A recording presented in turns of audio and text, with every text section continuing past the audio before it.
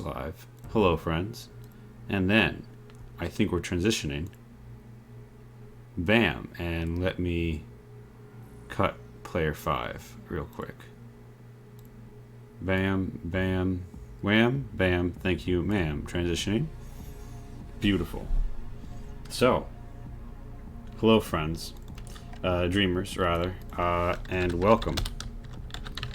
Gotta stop calling everyone friend. To Diesel Shot.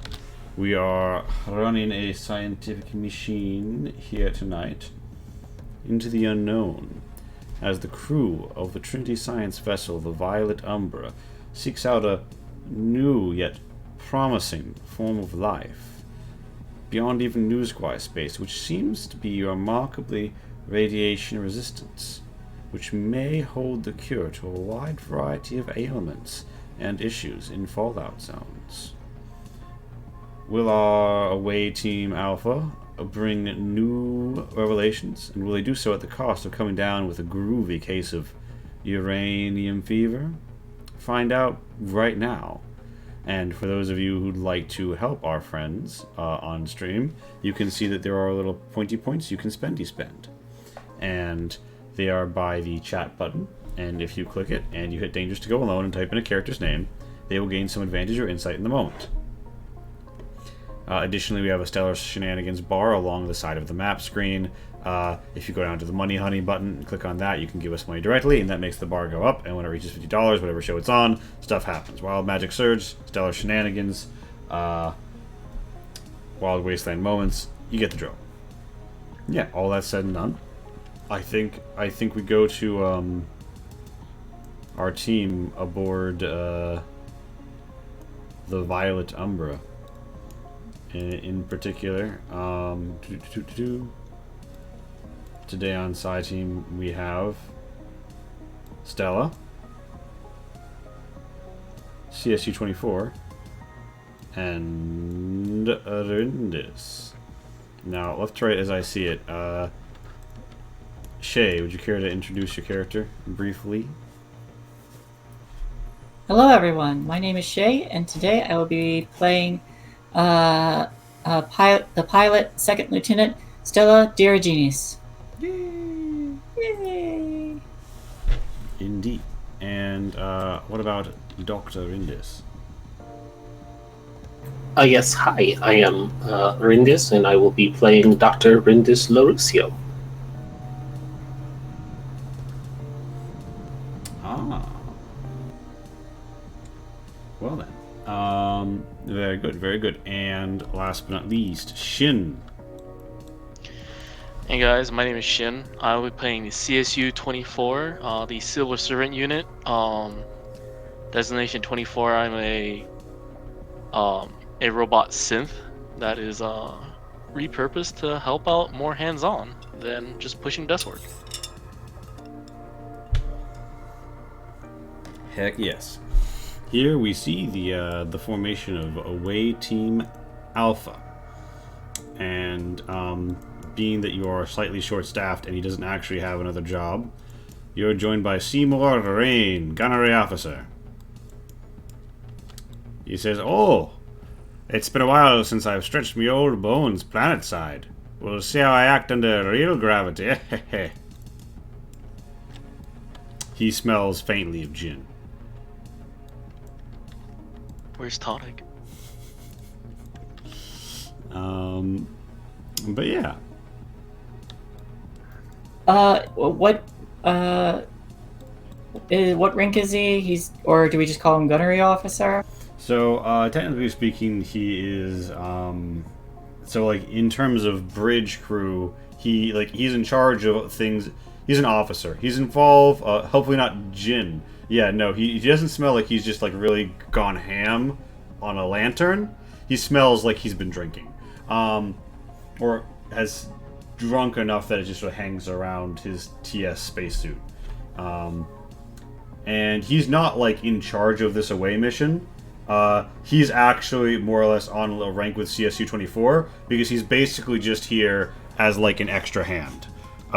Because he is higher ranking than you in the event of a space engagement, like, within that structure, but he's also not really, like, in the away team structure, so he's substituting. It's kind of like a brevet, but rather than going up, he's going down because he volunteered to come on this mission.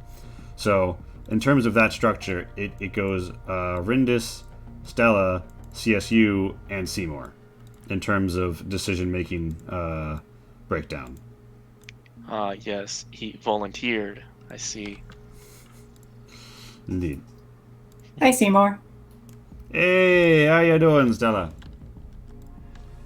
Doing all right. Better now that that my sweet ISP is back up and running with 21% of her original parts. Yeah. And you, of course, are free to have that loaded aboard your shuttle. Quick question. Mm-hmm. What was that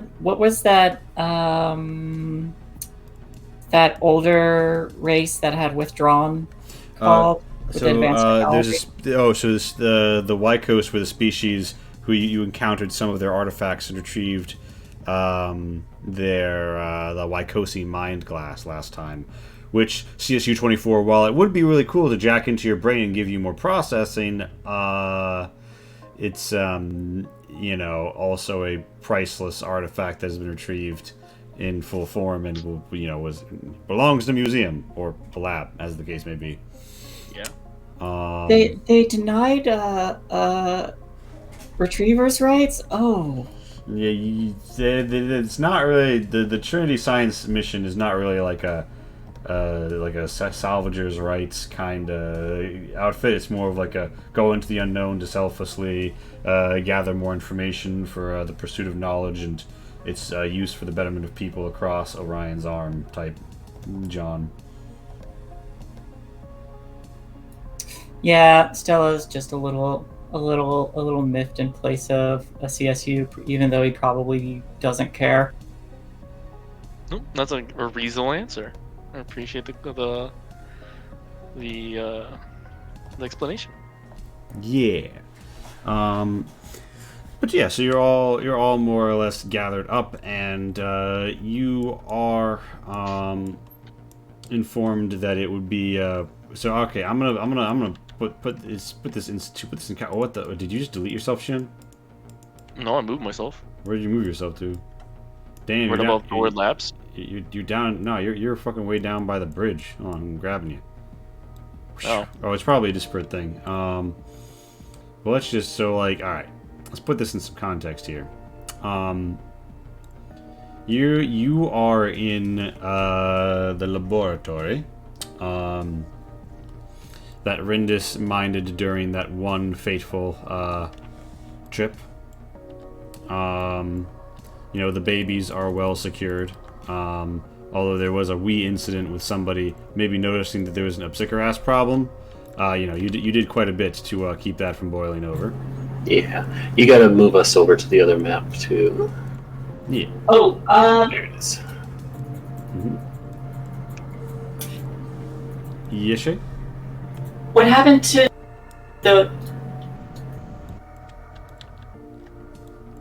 the one girl who the Thren who ended up when one of the upsticker asses popped out of the crate? It did not successfully sting her, but she did get a bad scare, and she now has questions about, slightly rocky. You got a little notification that says that she will remember this. Let me put it that way. But otherwise, no harm, no foul. Okay.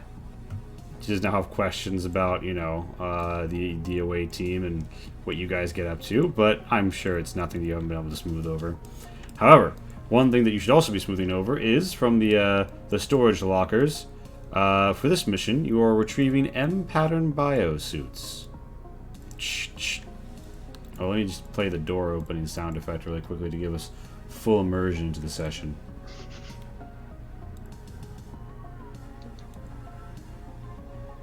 Access granted.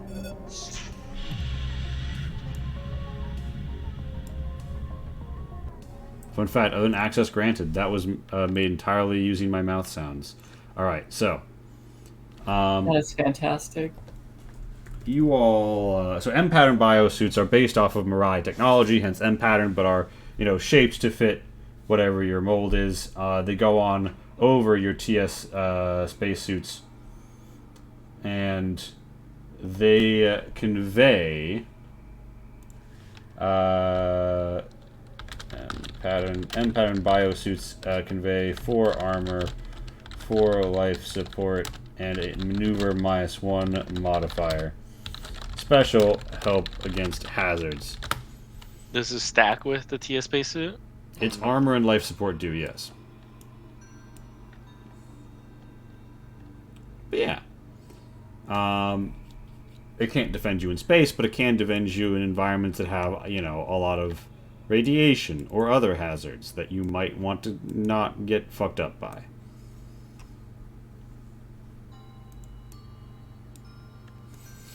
So yeah, you guys are all suiting up.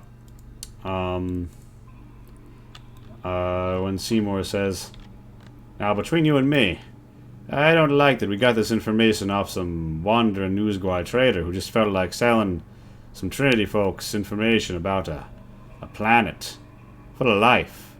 Normally they'd, come set up a zoo or something. So I'm wondering what the catch is," he says, pulling on his, biosuit. Well, hopefully there's a chance for us to make contact with whatever species is here. Academically speaking, I would be more than excited to converse with them.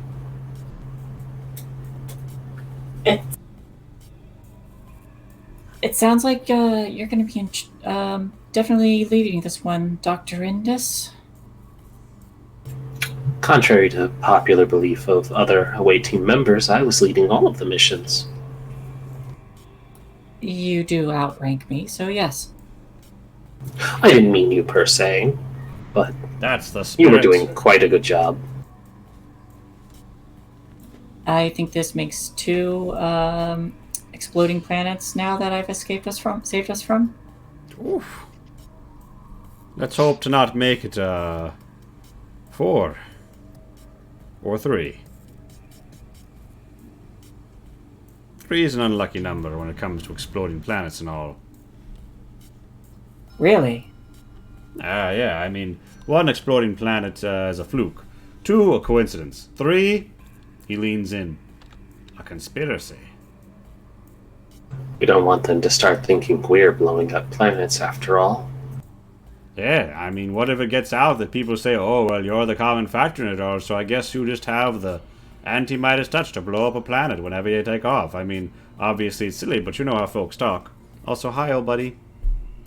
Anyway, I'm sure that the odds will be in our favor. There's no way this planet will explode right as we're dramatically making an exit. That would just be too cinematic. Well, if that does happen and we're not the ones who are causing the exploding, then does that mean there's a conspiracy that someone's after me?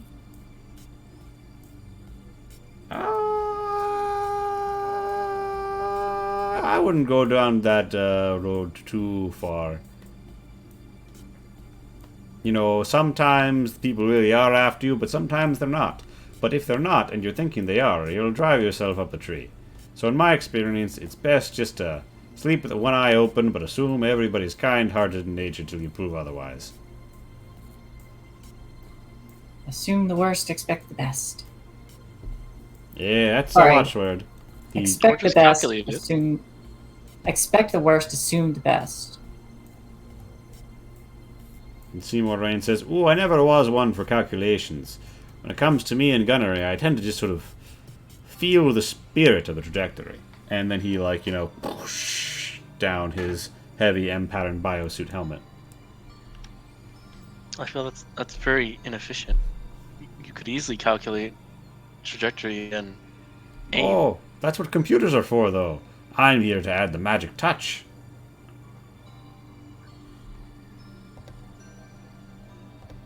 I mean, Charlie, have you ever experienced the magic touch of when you're working with machinery? Yes, when I calculate the potential results and it occurs. It's bliss. Or so I'm told. I would feel better with Charlie's calculations over sheer luck, personally.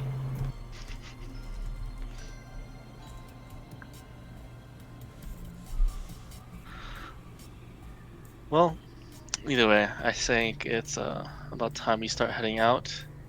We do need to be away to be the away team, after all. I suppose so. But this actually brings up another question, Charlie. What... Did you, like, feel pain or sensation or temperature change or, like, pleasure? I do have sensations. I can feel things. Pain is not... Pain is just kind of pressure. Are you looking to do a scientific study with Charlie? Maybe? I mean, I get a notification of something, but someone's tried to explain pain to me before. The conversation ended up with their broken wrist, but I don't quite understand it. So what I'm hearing is you haven't quite experimented with the full sensations that you get as a synth. I mean, I have explored it. It was in the manual that I guess I didn't technically read it. It was downloaded for me, but it was all in there.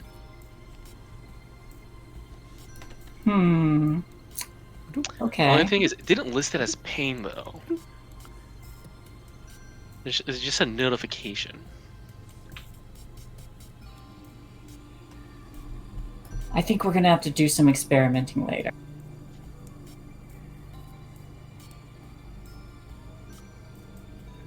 That sounds fine with me. Maybe if we have time during our flight. Oh, I think we'll wait to do any field research on CSU here till we're back. But you know, Seymour Rain looks at Dr. LaGrucio and says, "I think we're all ready to go and hop aboard the tram."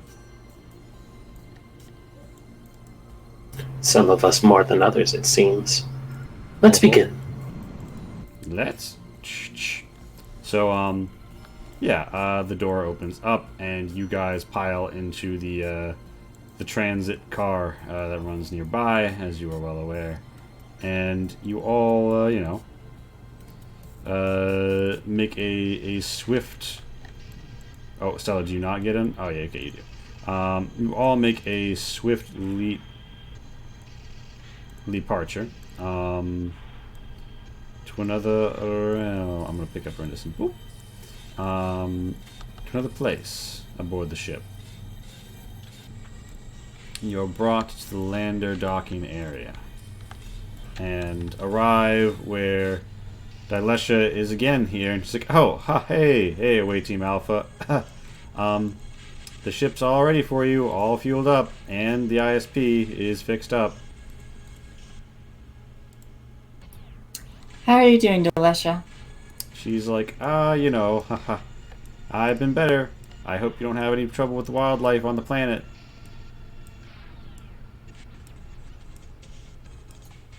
Is there anything we can do to make your day a little better? She's like, I'm okay. I think I saw Quell fixing up something special in the lounge, so, I'll probably go hit that up while you guys are down there. You'll have to tell us about it once we get back. For sure. She gives you a little thumbs up.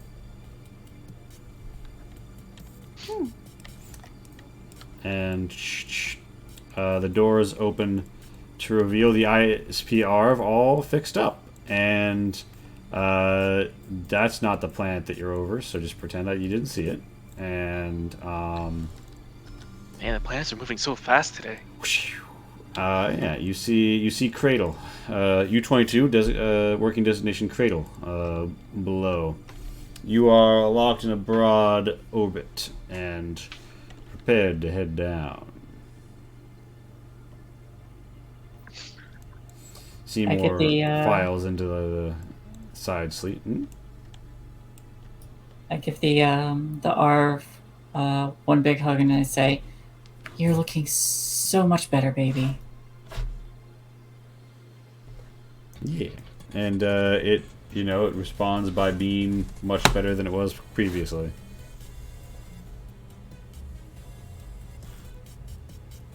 It is big cold metal.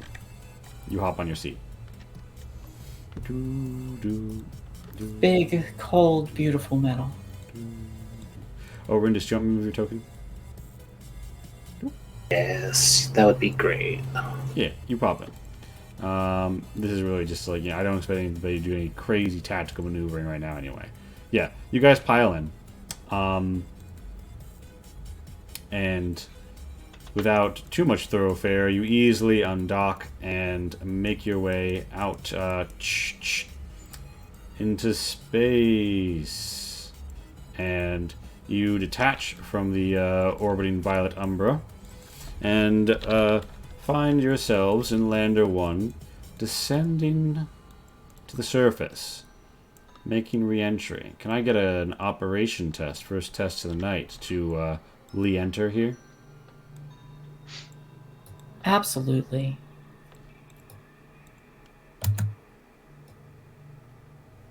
Hey, that's a success with 2 twists. How would you care to spend them? Let's do this. Stella's always one to show off. She'll do it stylishly and find something unexpected. So you show off and you gain unexpected information. As you take a less expected plummet through the atmosphere in impressive fashion, you do pick up, your sensors pick up some additional unusual readings. It looks as if though there's not present seismic activity, but something unexpected in terms of the heat signatures on the planet. The data is anomalous, and you think it's tied to the vast growth of flora all over the planet, but you can't quite be sure. This does open the opportunity, if someone would like, to roll a systems with a modifier of 1 to do a preliminary scan as you come down. Also, hi, Mighty Cow. Not much is popping, Jimbo, although I appreciate the reference and send you to the Shadow Realm. I'll do the systems roll. Yeah. Thank you. I'm not good with systems.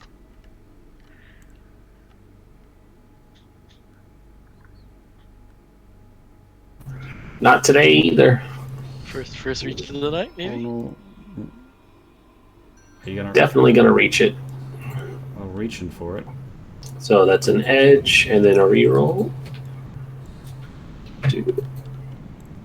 There we go. Oh. It's making good headway to that edge breaker, you know? Yeah, so you get a success and a twist. I will say right now you're probably going to spend the whole ride down doing this. You could do it faster if you wanted. You could gain additional information. You could show off.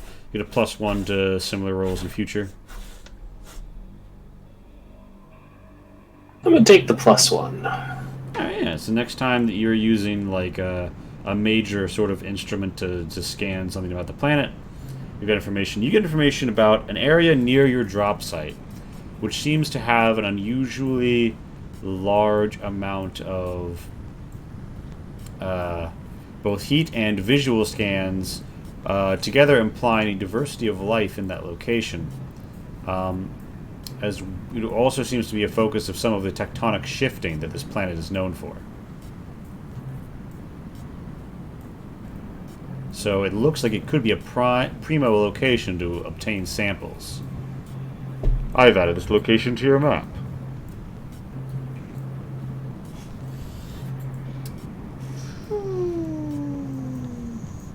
Good data, Doctor. Yes. As you gather up the data, Stella manages to afterburn your way down to a reasonably flat clearing or raised position, and you find yourselves on the planet's surface.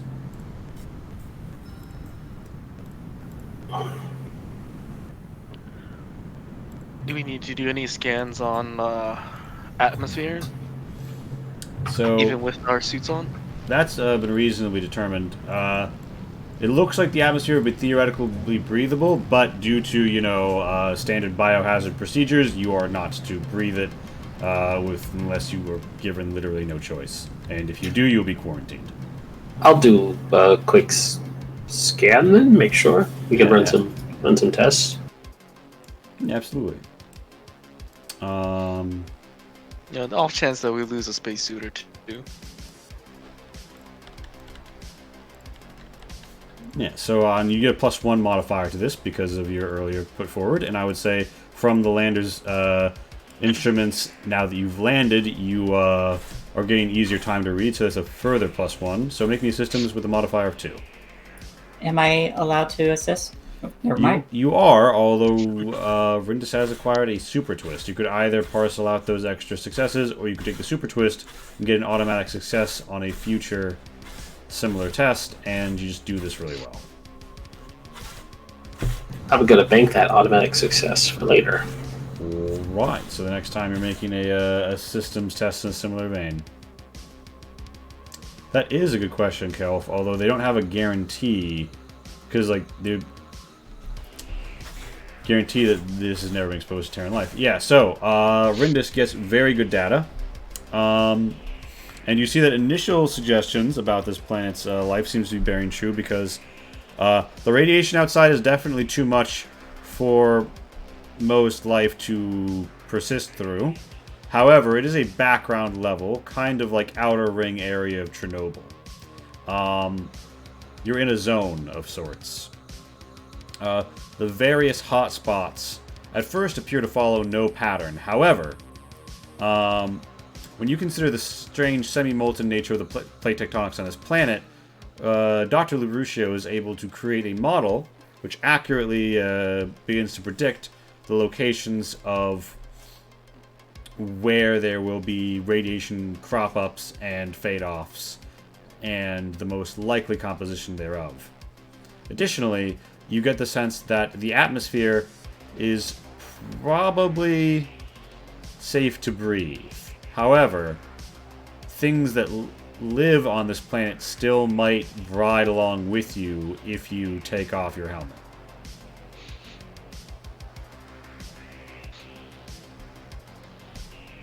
Alright. Well, let's start doing a perimeter sweep. Yeah.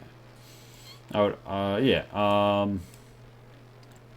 Well, you're all suited up, and CSU-24 opens up the back door, and Oh. Sorry, go on. you see a verdant world with strange, unfamiliar, twisting life creeping along its edges, and sort of bits of dirt where the ground has been torn up, the occasional chasm or pothole, and some green glowing bits which seem to diffuse with the air around them and send your Geiger counters going tick, tick, tick, tick, tick.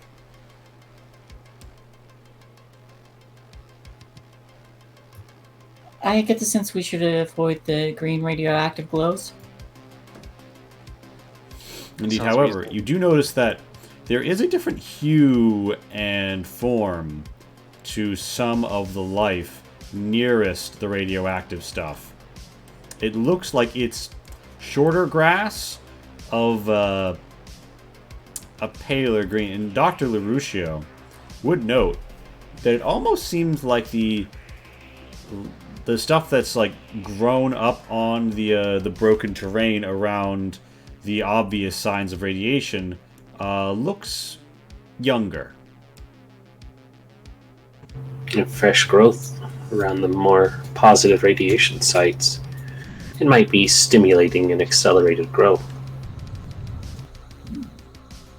Indeed, of course, if you were to take a sample and run it through your chemical analyzer, you might be able to get closer data. I will do just that. Seymour Rain steps off and says, "Oh, well, doesn't look like we've stepped into anything too wild." And he, casually, has his hand on his Sayre pistol and surveys the terrain. And so, Rindus, you're going in for a sample. CSU-24, you're surveying the area. And what is Stella doing? I'm going to get the ship to automatically cycle while we're gone so that it's not radioactive or infected when we come back in. You've got it up and going with all due procedures, and I would say that if you'd like, you could give me a mechanics to help make sure that that happens tip-top shape.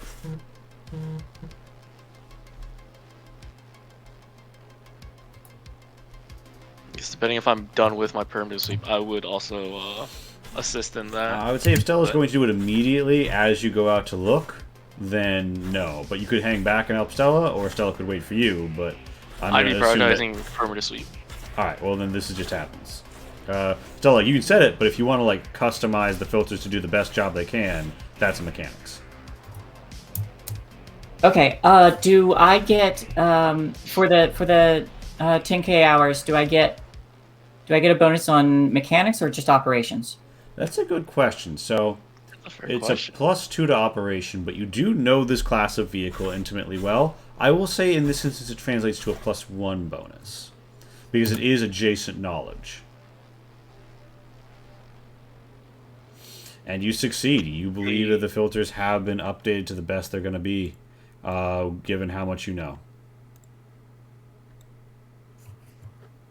All right, we seem to be set, and then I'm gonna hop into the ARV. And you got... Oh, no, you don't. Okay, well, you have control of it now. Yeah, so you hop in. CSU-24, give me a scrutiny. And Rindus, I'm going to assume you just want to walk up to the first green fucking glowing patch to see that it's some green on around? Yeah, I'm gonna touch the first. I'm gonna stick my face into the first suspicious-looking egg-shaped thing with my helmet off, of course. Of course. It's safe to breathe, everyone.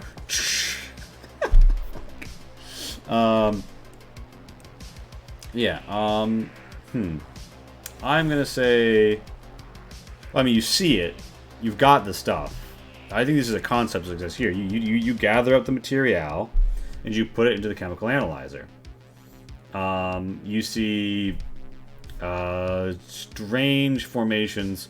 The chemical structure that you're looking at matches no signature, but it is registered as organic in nature. You can give me a systems with a modifier of 1 to run some preliminary tests and try and cross-reference it against relevant libraries and use your knowledge as a xenobiologist to figure out what might be up here. You are a xenobiologist, right?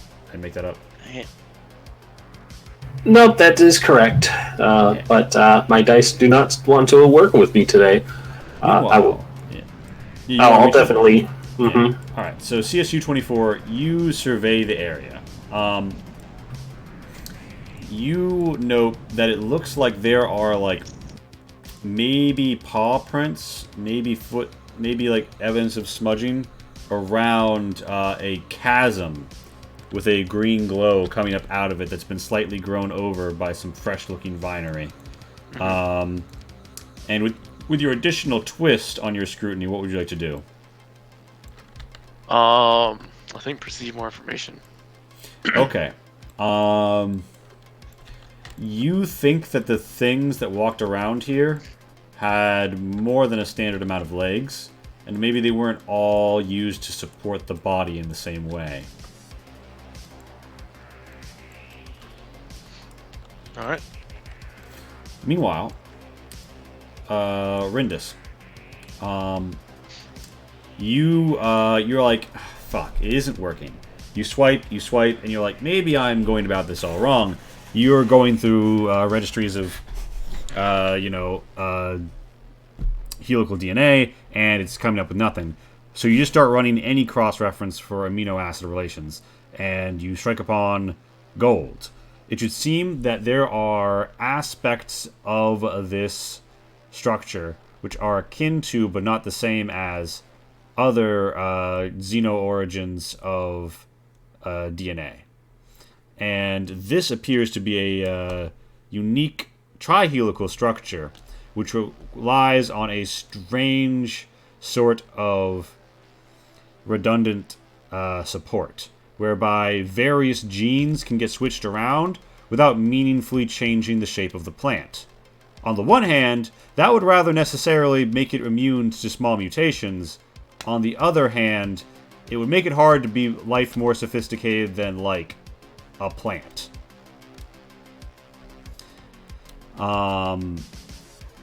So that's interesting, because you've heard that there's, like, stuff that walks around here.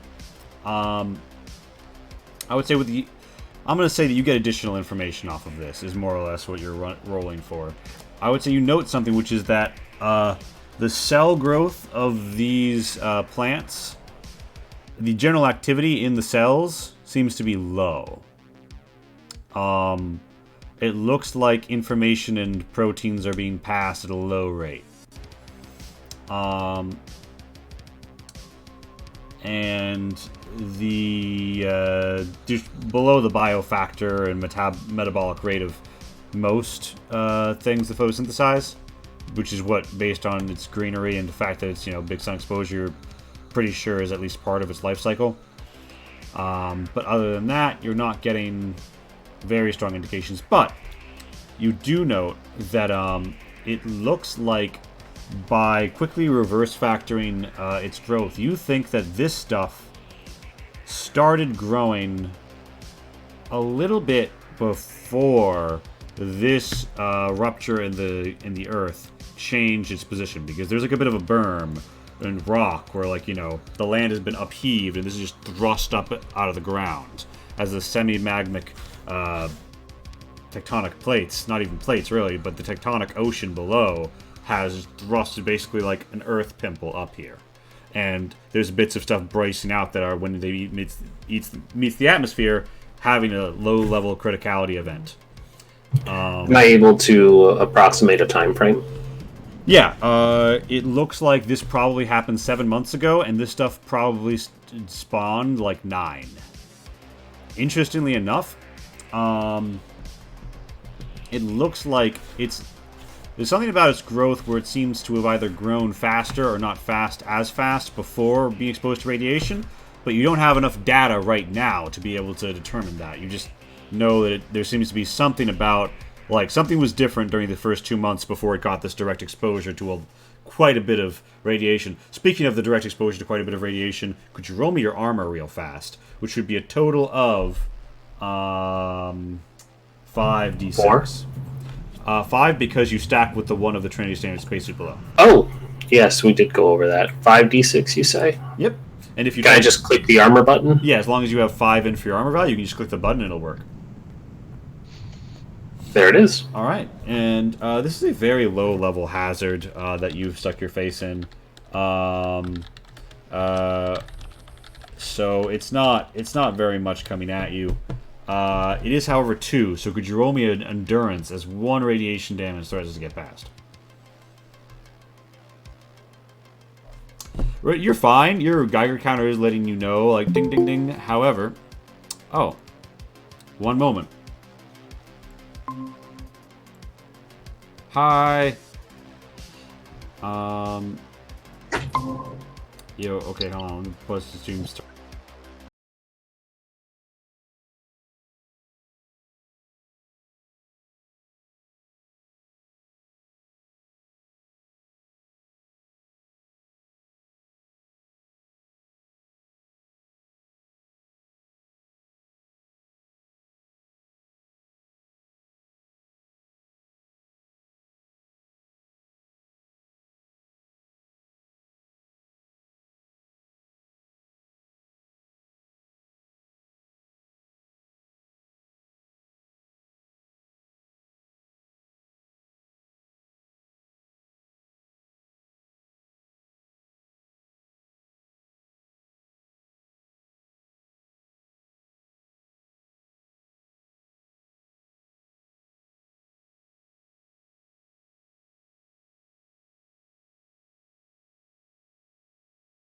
Hello, friends. I am really quickly changing the cams. And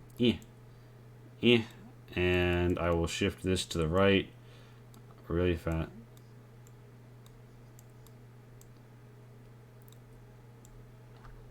It's a very curious find. I could be stuck here studying it all day if I was left to it, but...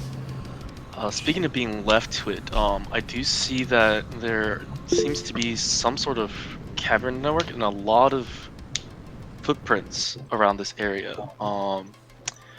It's hard to tell if it's multiple creatures or if it's one creature with multiple legs. Either way, a very fascinating find. Life science is what we were here for. I can come back to this anytime. Yes, but the other thing is, because of that, what seems like a cavern, I'm unsure of how stable this ground is. We could be standing on top of a cave. There was signs of seismic activity around here. Do I have something that can scan the terrain?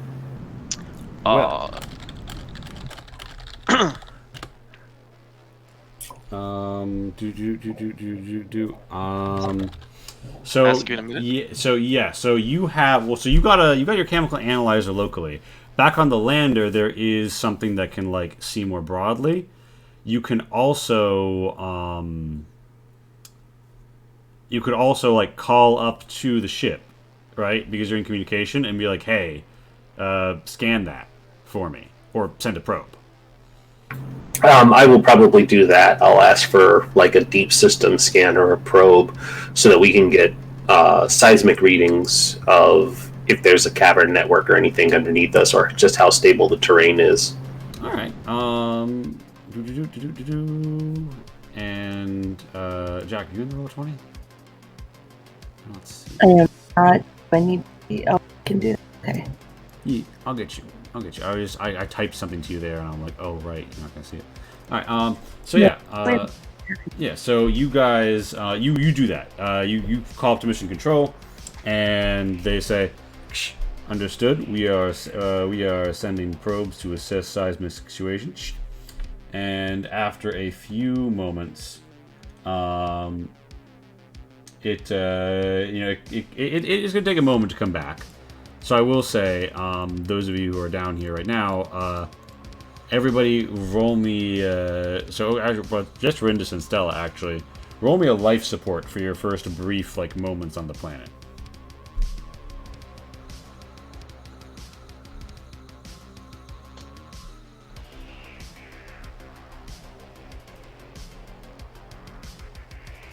Yeah, you're good. You're good. Everything's holding nominally, and it's just U-24. You don't have any problems.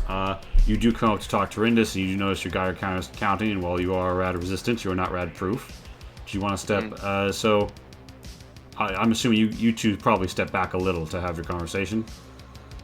Oh yeah, no, we're not gonna sit around and water tank talk in front of a fucking radiation. Seymour looks around and he's like, this is quite a bit of life here, and there is indeed quite a bit of life, and some of these rocks seem to have cultures on them and various different signs of life, which could theoretically be grabbed and harnessed and brought back as a sample. You see lots of life abundantly here, and you really don't think that you're going to endanger any particular life by taking some, so you're not violating any directives by just yoinking some stuff right now.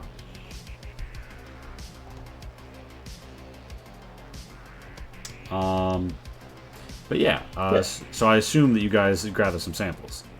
Yeah. Does the ARV have a little container thingy? Yeah, it's been loaded up with a sample tube, a tube, if you will, CHOOB. A tube. Yes, the sample tube. Give me an operation to shloop some stuff into the sample tube.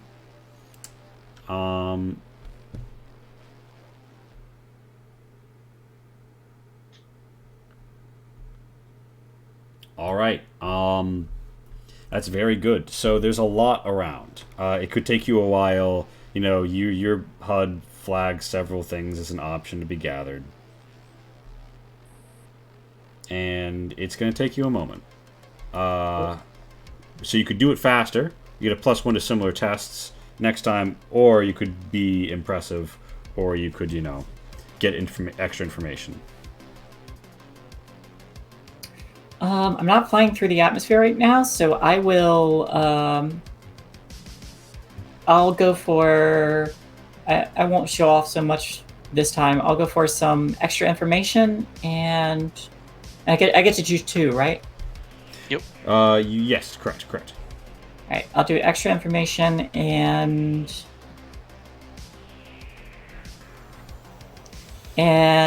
I will do so efficiently. All right. Well, actually, question: are you able to spend like 2 of this twists for the same thing? Normally, you cannot duplicate a twist on some information gathering tests. I'll just say, because the test is so much about gathering information, you will. Okay. And also, if it's damaging someone, you can always extra twist to damage. Otherwise, duplicates aren't allowed. Gotcha. Then just as I said, I'm just I'll grab some of the splurpy stuff, some of the wiggly stuff, some of the... So you get extra information as you slurp it up. And a moment later, you guys all get a hail back on the comms. And it informs you that it looks like we have readings that there could be seismic activity in your area shortly. We think that it's best if you touch off and land back at another zone. Yes, we've done some pretty extensive scans of the area, and there's some stuff that's going... indeed. As for the caverns, though, it's hard to tell. We're getting a strange bounce back from the semi-molten tectonic sphere, they say, but they know more about planets than I do, so they don't say it that way.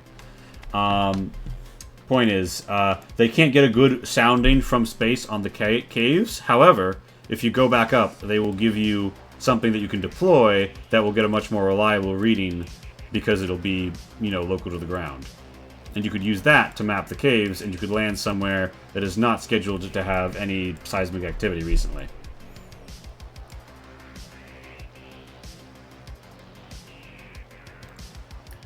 Copy that. All right.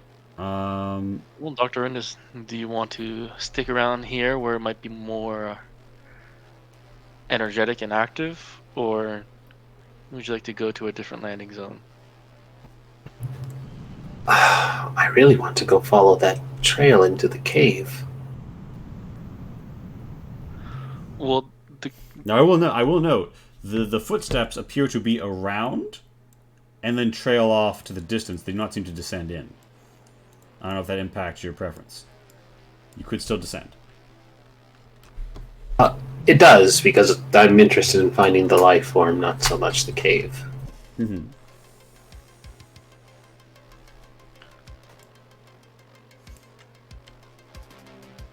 Alright, so they are recommending another landing zone, and as they begin to deploy retrievable satellites, the first of the images are coming in, and they're saying that simple motion scans are indicating that there could be something moving around en masse nearby the other site that you detected with the biodiversity, Rindis, on the way down with your sensors. So you could go up, re-gear, and land there. Let's do so. If there's a more viable spot, then why would we stay here? Back to the ship, everyone. Aye, aye. Alright, everybody piles aboard the vessel. Oh, wow. Did Stella, go sicko mode? Oh, no, she's there. And you guys have also gathered up and stored a not insignificant amount of samples.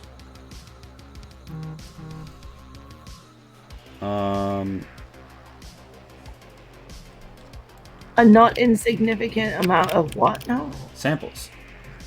Sandals? Samples. Oh, yes. Like the thing that they give out for free. And Yes. that's tasty. Yes, samples. Science stuff. Okay, cool. Thank you. Yes, so you guys arrive. Seymour hops up, and you guys head briefly back up to the Violet Umbra. And hey, wouldn't you know it? Alright, so you guys are met by, there is like a deployable machine, right? For further scans, which is to be sent down with you. Affectionately known as the Thumper, due to its method of scanning for caves. And also, Amarjeet is there. Yay!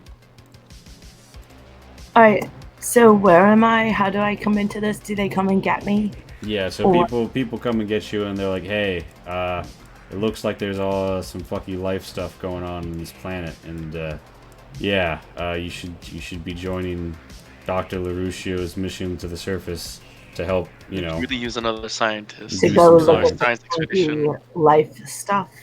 Indeed.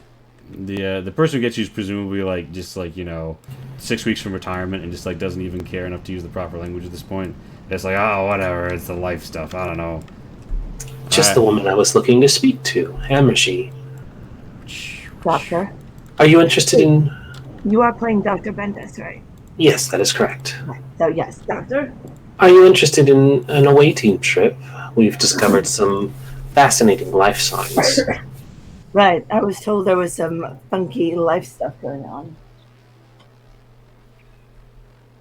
Did Well, someone just say fuckable life stuff? I believe she said funky, but the debate is still out if it's fuckable. We haven't found it yet, after all. Well, give me 5 minutes to suit up. Yes. You additionally gain the benefits of an M-pattern biosuit. Yay! Which, all this to say, you're wearing the transparent spacesuit, it's pretty tight, you throw on the M-pattern biosuit over, it stacks. Yay! You get +4 armor, +4 life Is that what I support. was doing last time? So you Is got that what- no. So you were wearing just a training standard spacesuit last time, but yours was a little special, and then you also have the M-pattern biosuit over it this time. Yeah. Because this planet has lots of radiation, and you would rather that not be a thing that happens to you. But yes, Yeah. you guys are up here. Is there any other sort of gear that you try and requisition before heading back down to the planet's surface? If we're seeing life, I think specifically what I want is extra sensory equipment. Like stuff that'll just like second to second measure all of the measurements. Do we have that? So do they have instruments to measure? Like to measure changing conditions in real time. Yes. So your lander is equipped with some of that. Oh, a monitor, I should say. And the because you can communicate through the atmosphere of this planet, the space, like a lot of the monitoring is being done from space. Cool. Yeah. Alright, that's all I wanted. Nice.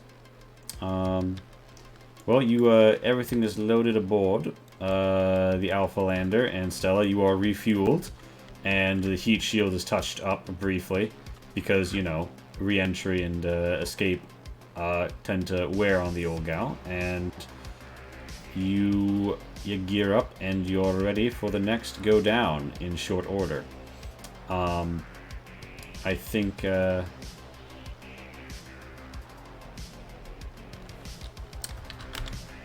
Is Seymour Rain sticking around? Yeah, he is, because he's just like, I'm here just in case anything goes awry. Woo. And Rindus and Amarji, you are back aboard the vessel, wherever you'd like to be. When the doors go ch-ch. And yeah. Preparing to jettison our shuttle and back into the atmosphere. Please hang tight, passengers. Oh, this will be no problem. We've already gone down once before, yeah? I don't see anything bad happening ever while I'm here.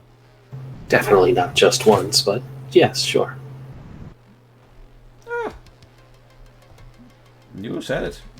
And with that, you jettison from the docking port, and your shuttle yet again takes. Oh, well, Reaching. you come back down for the descent, but unfortunately, yeah, the shuttle's really rocking as you.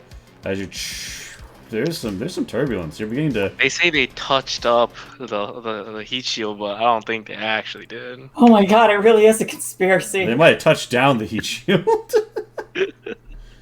And Guys, I'm Very starting to good. think they don't like our away team. yeah, as it happens though, right as you're beginning to experience some turbulence, you find a sharper vector as you super twist and run in the 90s through this shit. And as the Eurobeat blares, you see on your visual scanners a landing site, which looks mysteriously identical to the landing site you've already been to.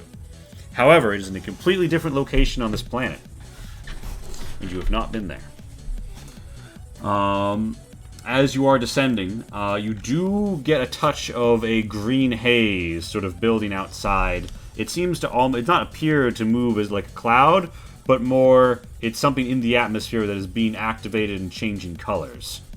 And it's almost like a high altitude, you're not quite sure what, maybe some sort of dust, particles, possibly even life, although it would be a rather high pressure environment.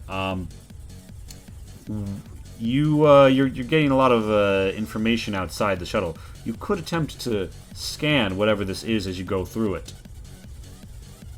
I'll do so. Probably has systems.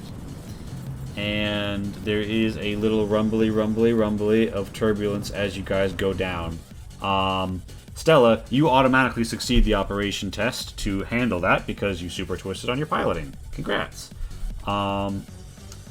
However, CSU-24, you do note that it does look like maybe this reentry is not going as well as it could be, in part because of how the heat shield is deployed. You could make minor adjustments using the mechanics from the inside, but if you fuck up, it could cause more problems. I'll probably wait until we land. All right, and yeah, and Amarjeet, you're presumably just settling into It your ain't seat. broke yet. It ain't broke yet, so don't fix it. Yeah. So after a brief running in the '90s segment, you find yourselves. Imagine in the middle of the game's GM says, "Roll a don't die check." Indeed, there was a time when people considered that the pinnacle of game design. And here we are,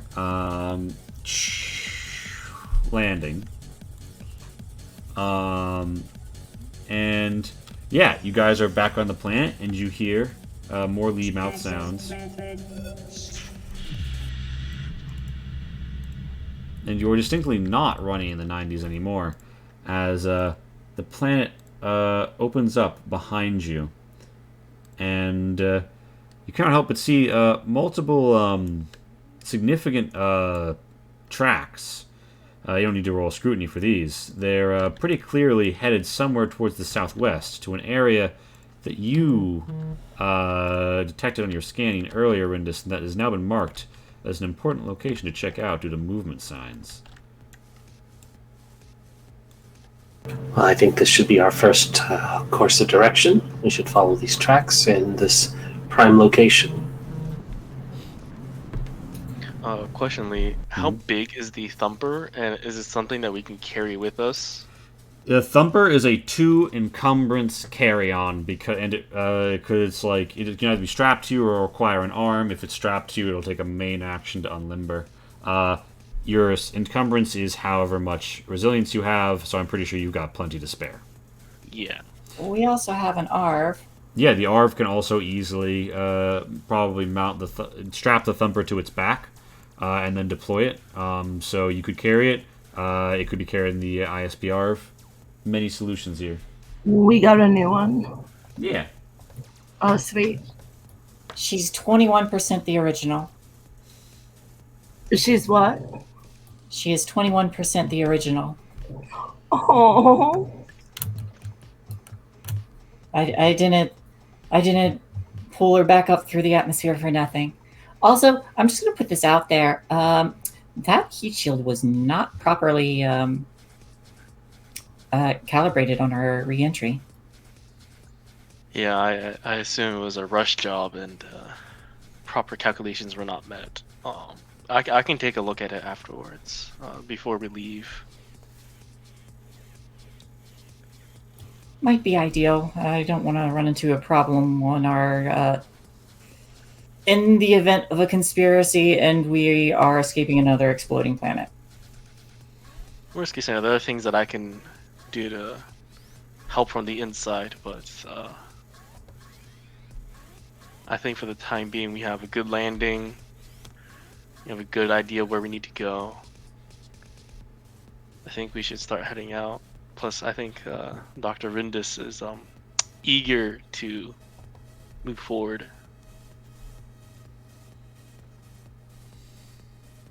Quite eager. The longer we wait, the less time we'll have to study them.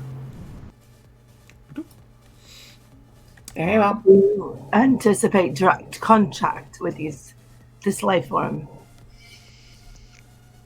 I'm counting on it.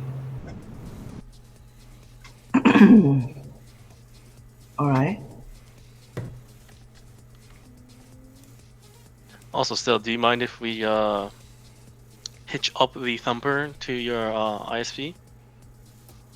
That sounds fine. Also, Dreamweaver, I do not have control of this version of the ARV. Damn. Alright, fixed. Bam. Okay. So, yeah. Seymour Rain says, "Oh, I feel like you all got it handled. I'll stay with the ship in case anything tries to run up and cause a problem." Standing guard, sounds good. And you guys are free to act as you will, but I assume you trek towards this secondary site. Yeah.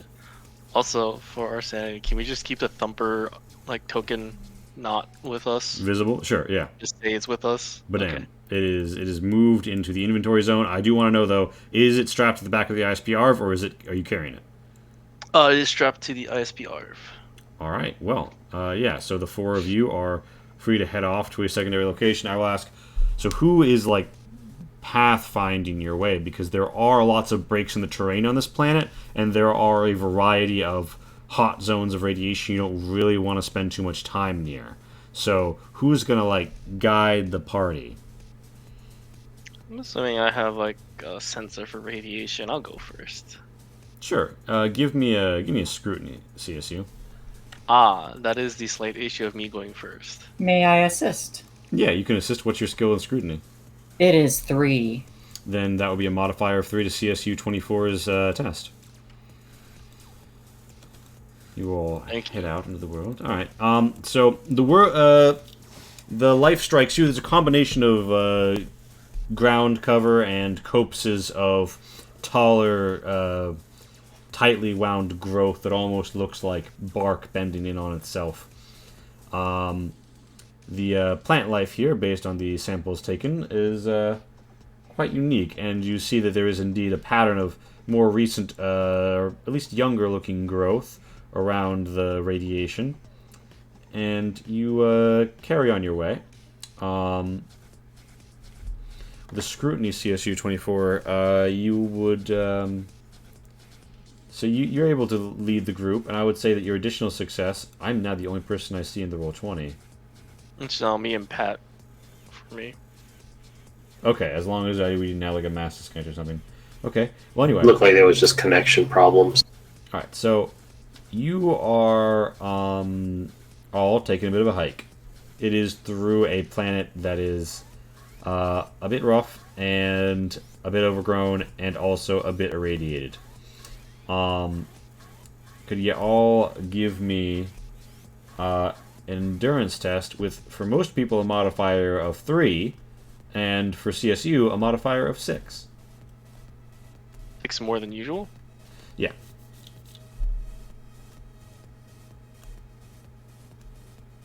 Oh, I just got a notification that I'm offline.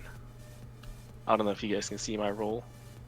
Oh, It looks like Roll20's just acting up. okay, Holy! everybody. Okay, now I got told my connection is interrupted.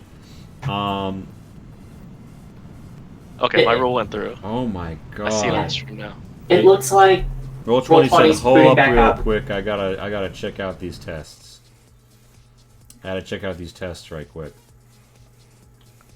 So, you are all doing very well. Okay, let me put it this way. CSU 24, you're in your element, and Rindis LaRuccio really knows her way around this. She had one close encounter that she managed to find her way through earlier, and she's getting a feel for it, and she's understanding what the Geiger counter is really telling her on this planet. I mean, it tells you the same tick, tick, ticks no matter what, but a sense for, what the zone is like. Rather than throwing bolts ahead of herself and seeing what gets zapped, she is, filling out the terrain, knowing where to cut the corners, and where to take the wide berths, and I would say you guys really don't need more than 3 successes to cover yourself, if that, really. And you could... I share my success if I can do that. Yeah, you can share with Amerjeet to sort of help her on through the rougher conditions and threats of this world just by virtue of its irradiatedness. Yeah. Alright. You are free to author what that takes the shape of narratively, but we assume you're just like, hey, come with us, and then it's fine otherwise. But yeah, so you guys emerge on sort of a bit of a ridge, look down at an area with quite a bit of greenery and radiation, and also signs of recent movement. There's also some taller growths, and you definitely hear a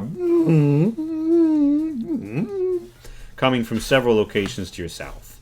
If you want to try and suss out and hear it a little bit better, you could give me a scrutiny. I will start recording it and analyzing it to figure out a vocabulary. All right. You have begun gathering data. You will need a bit before you can compile it into anything. But you have begun your recordings, and you are hearing consistent wave of sounds, a cacophony of them even. I also want to... This might be crazy, but I want to cross-reference it on other audio kind Yeah. of See if there's any tonal similarities. languages that we know about. Could you give me a systems with a -2 modifier? Sure, yeah. -2. And I want to sound if it's big and scary.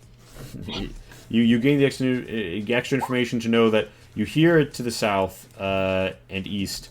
You know it's sort of like in this direction vaguely, and you know that there's like about maybe 4 of them, and that they are probably big, but you don't know if they're scary from the sound alone. You haven't gotten that much information.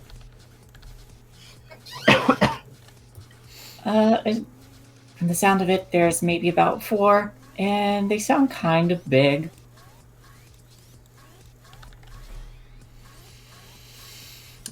Yeah, and How big is kind of big?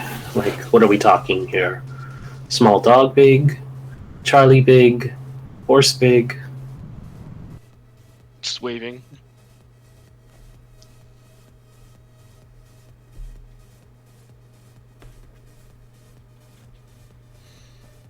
Are you referring to their actual weight or their Are you able to give me an answer to that question with your preliminary scan? I'm very curious. Am I able to do that? Because if not, it seems like a silly right now, question to ask. Stella, you're listening for them. It sounds lumbering. It sounds lumbering. Like not, it doesn't sound like an elephant stepped on something, but it doesn't sound like it was like a cow either. Maybe bigger than a cow, less than an elephant. That sounds promising. Let's continue on. Yeah. Jack, did you want to try to reach and re-roll that systems for better recording? Wait, I can re-roll my systems. Yeah, if you want to reach, you can gain 1 edge and make the same test again. You can gain a purple die, which is kind of like how on edge you are, how stressed you are. I also have like a -2 stealth. It'll still have the -2 modifier because it's a very difficult thing to do in the moment in the field. Yeah. Right. I'll wait. I'll just be collecting data and then I'll have a better thing. But I'm listening to these two and looking at them like, are you guys for real? Having this conversation. I'm very serious about science. Not exact like just kind of like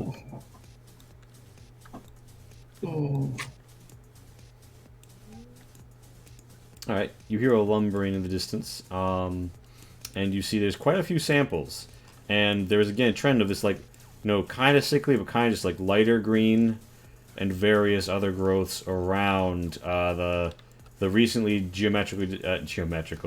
the recently disturbed Earth, where there is a lot of glowing rock, if you will.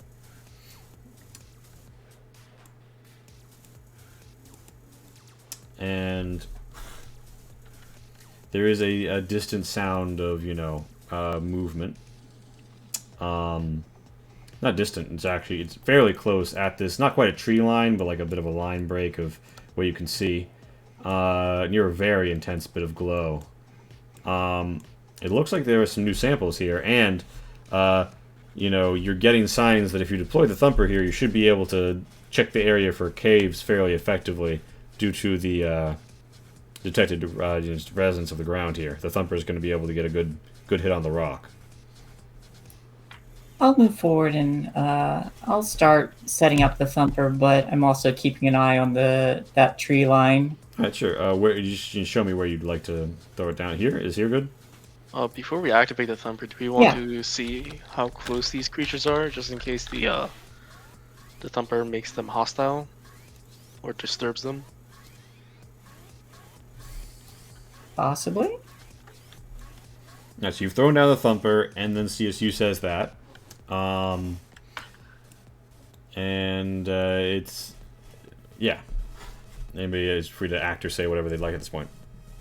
No, we definitely don't want to frighten these creatures. We need to study them as is required when encountering any complex life form. Precisely.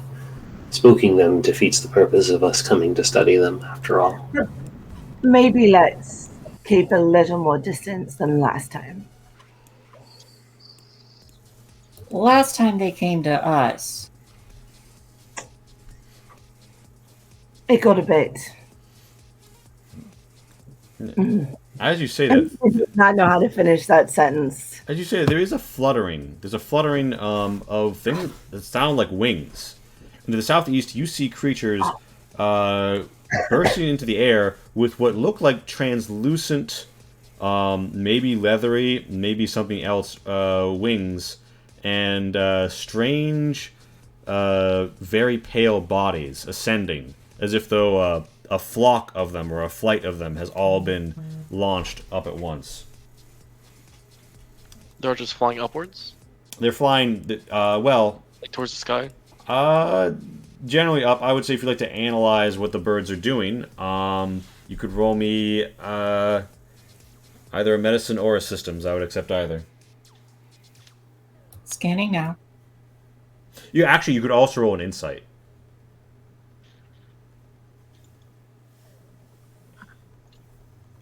All right, Rindis.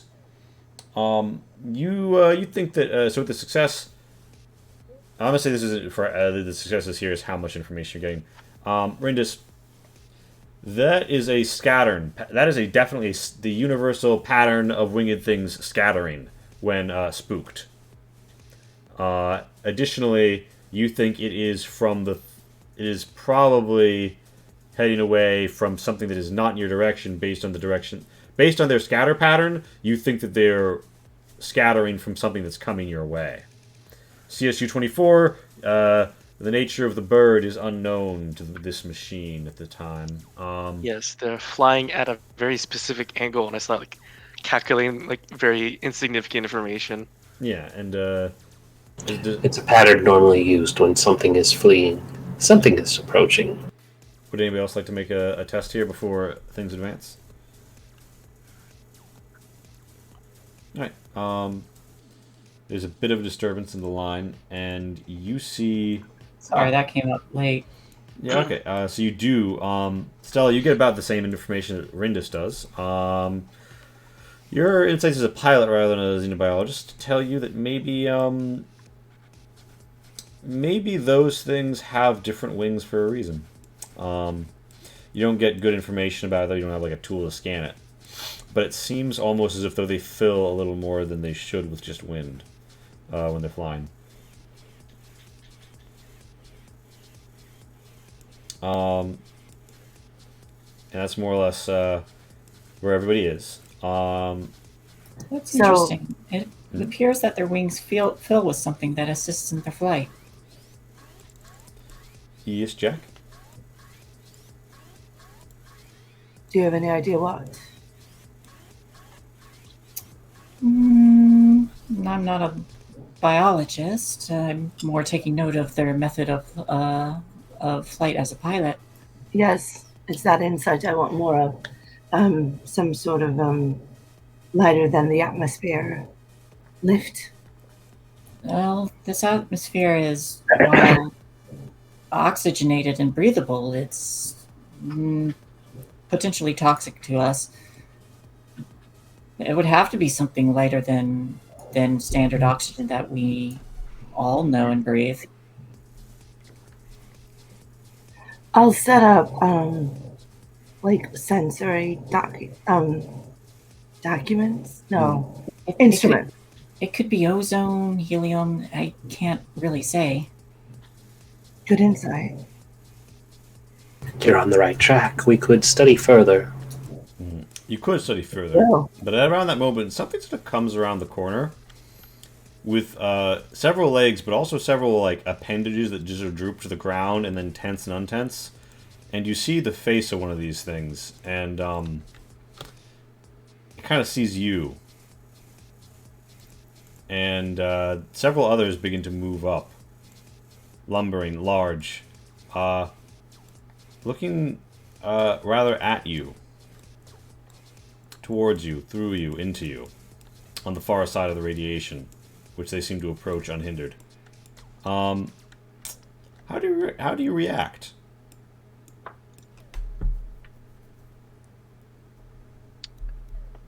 Well, CSU's gonna pull out his stun staff, not powered, but pull the staff out of his spine and just kind of have it ready, more or less. Let's try to observe them peacefully for a moment. They're aware of us, after all. Of course. The Arf's arms do lift a little bit, like being wary. One of them snorts a little and dances back. These creatures, they have growths over them that do not seem uniform. And some of their features don't seem to align either, although they're all, to your eye, clearly the same species. And they seem to waver here a moment. And Amarjeet, you continue to get sound information basically right up until they see you, at which point in time all of them go rather silent, and they just watch. You've looked at a bit of sound information. You could try the test again at a -1.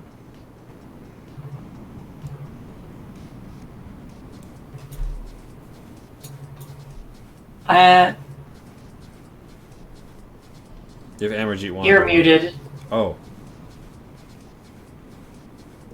Sorry, what do you want me to test? Systems with a if you want to. So because you've Sure, been why report. Then systems -1. All right. You still don't have a match. It's possible there just is no match, but that's not conclusive yet. But these creatures, they've stopped making sound, so you'll need to get some more before you can. Well, do they seem to... I will observe their behavior and how they react towards us. What class of creature do they most map to? Like, do they seem reptilian? Do they seem... So they seem, yeah, so, wait a minute. So, Rindis, you're assisting Amarjeet. Mm-hmm. This is her jam, so she's going to be observing and conferring ideas. Oh, okay. So I would say So I'll tell you right now. You look at them, and they look kind of fishy to you. The skin they have looks like it's better suited for a very wet environment or being submerged than it does being out on the ground. Even though you are a significant distance from the nearest large body of water, which is curious. However. However, to know more, to get a closer read at this distance, I would say give me a medicine. And Rindis, what's your medicine skill? Medicine is at a 3. Well, then you'd make that a medicine test with a modifier of 3 from Rindis' assistance in this matter. Oh, hell yeah. All right. How did that do? You succeed. You think that this category of life is not something that evolved anywhere near Earth, but something, a category of life sometimes found amongst spinward life, spread around by the Newsguy, a certain kind of amphibian that has a variety of fish-like characteristics, but evolved to spend significant amount of times out of water. Okay. And amphibious. Yeah. Or analogous to an amphibian, what we would call an amphibian. Yeah. And you notice that similar set of evolutionary traits. But it's huge, right? They're big. It's big as fuck. And they seem like their bodies seem almost like. First of all, they're not like having a great time out of water. Second of all, they have various additional. They are dehydrated, right? Like they're not okay. They, when you look at them, they have a slight sheen to them. It doesn't look like they're fully dry. Perhaps a mucousy membrane keeping them hydrated. That makes sense. Still, we should be cautious in case their behavior becomes desperate. Indeed.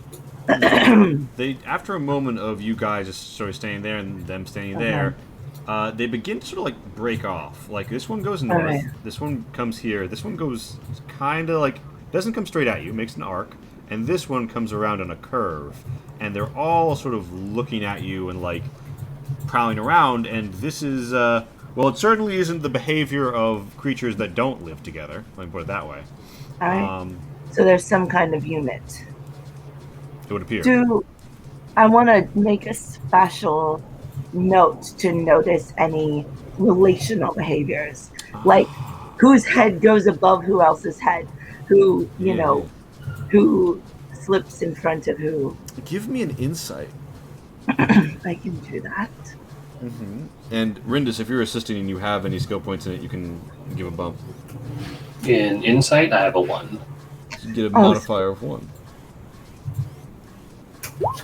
Okay, well, all right. So here's how this is going to work. Your success is going to give you information about all of them, and I am now going to label them A through D, and you can basically focus down on extra information about whichever 2-letter designations you like. All right. And I would say your general information that you get is that it seems like for the moment they are they seem to be acting as a unit, but it's not clear who. It's not clear. No immediately obvious hierarchy has happened. All of their body language seems to reflect just the terrain they're traversing right now. Right. And so I'll lean over to Rindus and I say, keep a careful watch for relational gestures. We're going to need that.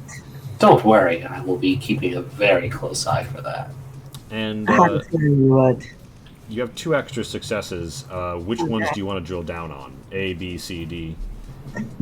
Well, let me see if I can get the map loaded up. Yeah, I can say right now, A has broken off like thrice as far as anybody else from the rest of the pack. B is the one making the straightest line at you and sort of emerged first.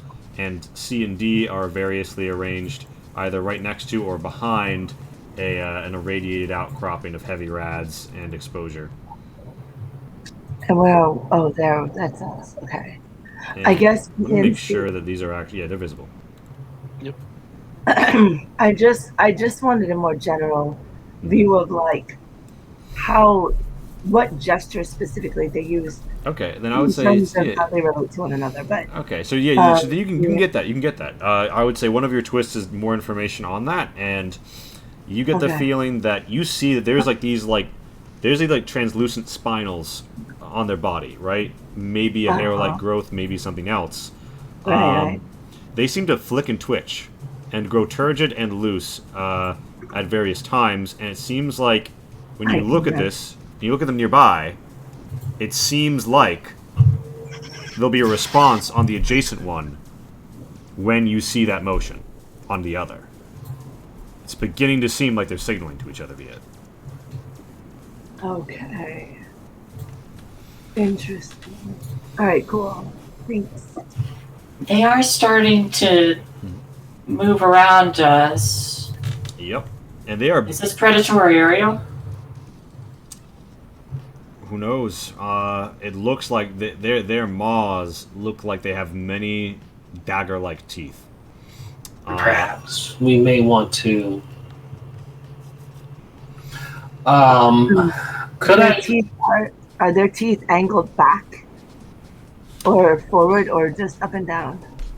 They are angled as if though they. At first glance, they look like omnivores. They look like they could eat meat or plant with those teeth. Okay, but do they have teeth that are angled back into their mouths?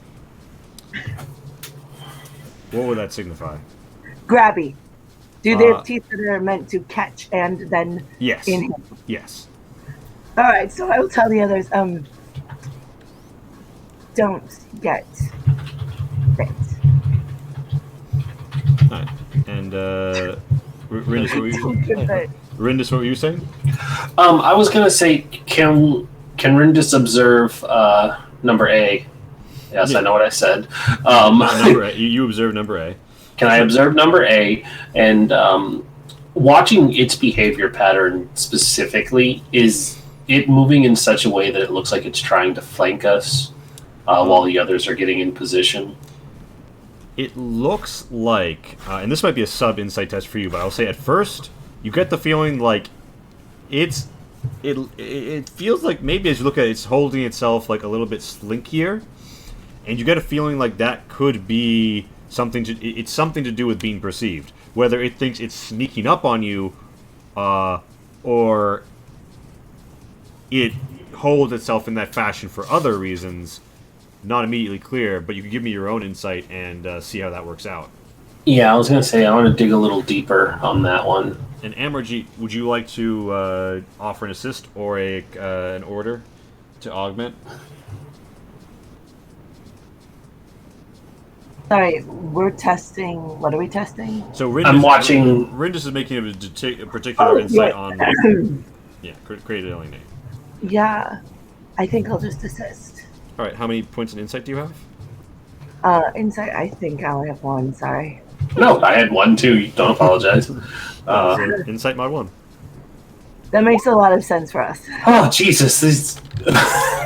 Dang. You get a little. Okay, Today so is not Rindis. your day. I wanna push it. The thing is, you can't Well- because of the shock result. So what you do, you're right. You're going to think about it, and you're thinking, if that sneaks around me, and we have to run, are we going to be able to get out of here and not get so many rads that we're going to have a horrible incident? And you shake a little, and you, like, in the process of, like, pointing over towards it, about to, like, I feel like I'm about to have an insight, and then you're like, oh shit, are we going to make it out of here? And you slap Amarjeet a little on the side, not enough to, like, knock her over or anything, but enough to give her one edge as the shock, rolls over you, and you can take a -2 to insights for the next little bit, just because Awesome. you're like, shit. The more you think about what they're up to, the more it concerns you. I think after a moment of startlement, Mm-hmm. and maybe I don't take it well because I'm kind of delicate, honestly. I'll kind of look at this Rindis and kind of the hands on the back, just like steady. Which is, I think, the first time I've ever touched your character, so. You give her. I Would you like to give me a communicate test? Sure. may I do my own insight? Yeah, you can. And CSU 24, you've got weapon out, not activated. Are you holding position as this evolves? And Yeah. amazing. So, Amarjeet, you successfully end Rindis's -2 that she was suffering, but in the Alright. process, the touch unnerves Rindis enough she gains 1 edge. Sweet. And Yay. I think what I actually, Mm-hmm. well, I don't have to say anything. That was my communicate. Okay. Yeah, like what you did, I think that counts. It is like the action of Being touched by energy for the first time is probably a little unnerving. She's pretty intense. All right, and Stella. Mostly, I just want to know if they're if they're being threatening. It looks like they are fanning out in a way that could be a prelude to violence. Yeah. Could be. But you don't get a good read on what their desires are or what they're thinking or their intentions. You do know that this is... They're doing it slowly. They're not rushing you. And that implies that they're either waiting for an opening or that they're trying to see what your intentions are. I will say, we're going to work very hard, people, not to get kettled in.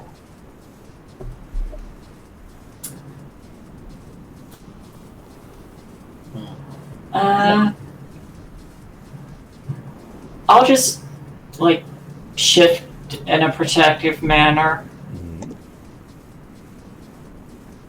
Do we have any idea what these creatures might eat? Or Hopefully not not eat? us. I would say Well- your xenobiologists have a feeling that they're omnivores based on a quick look at the mouths, but I don't know if they've conveyed that.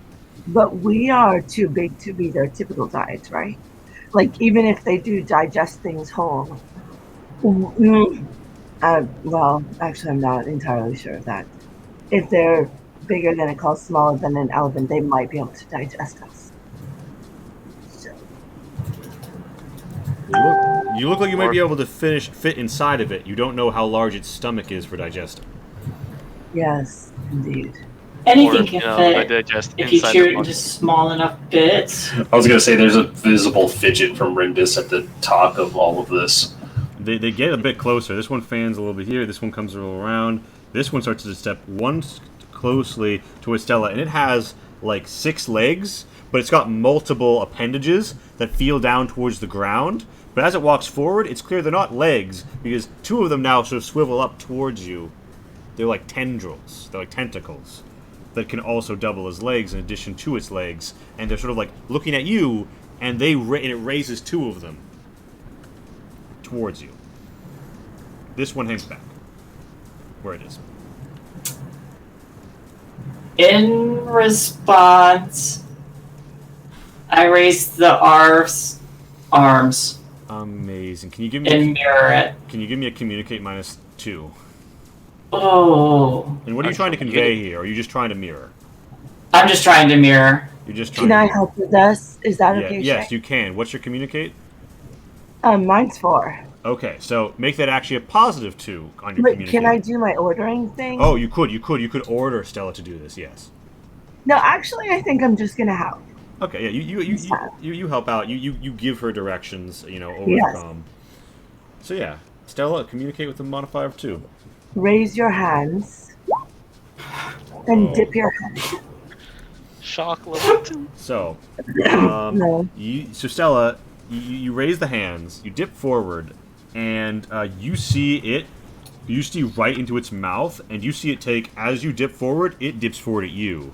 And you just think of all of the instances that you were taught in fight school, where if you do not seize the initiative and the enemy gets you in their sights, you're fucked. And you need to always be moving and to never let them get the advantage. And right now, you feel like you're in that creature's sights, and you send the ISBR forward, and for a moment, you cannot stop yourself charging towards it.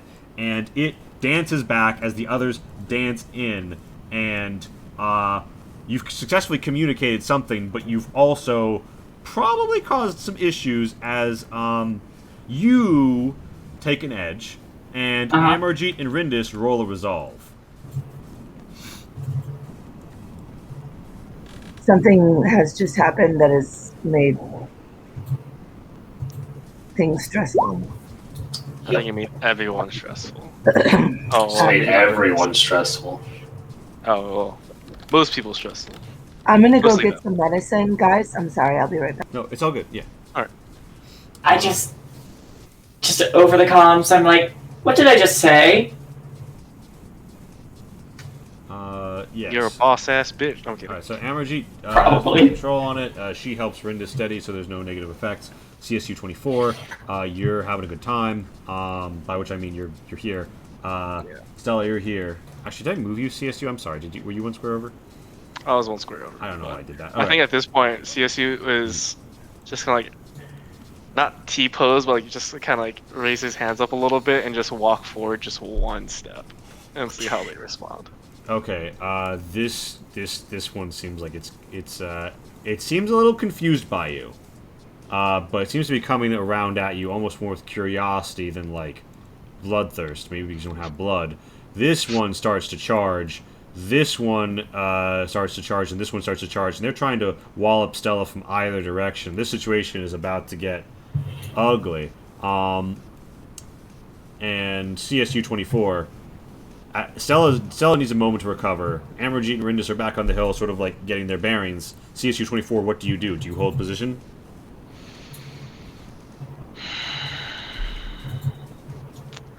Man, why are there so many of them?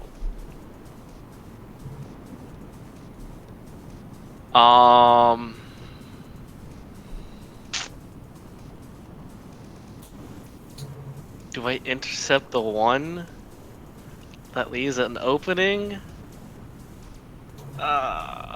Frick. So, Brilliant D is charging towards our scientists, right? It's like actively like running towards them. This normal. Stella like loses control for a moment, but now Credelian D. Credelian D looks like it is it's like charging towards Rindis and Amarjeet. Yes. Well, in that case, I'm bolting. If it's like actively charging, I'm bolting to intercept, and I forgot how fast I can move. I think it's you got 7 meters. So 7 meters. So you run to intercept. Do you flick on the baton? Not the baton, but the staff. I don't know if I can like hold an action to do that, but I would. If it continues to charge, then yes. If it starts to falter, it does not falter. It's charging. Okay, then I'm charging to the baton and start twirling it, and just be like battle mode ready. It's coming in on you. You're gonna it is trying to like bash you more or less. Do you want to block? Okay. Actually, if that's the case, then can I be a little more south so that I'm not in a direct line to our scientists? That if it does go towards me, it angles itself. Yeah, like you this step way? 1 meter. Yeah, but it's coming at you. Do you block or do you just take the hit? I'll block it. All right, All right, contest with the melee plus the modifier of the weapon. So you can just roll the weapon, and we will know it's not an attack thing.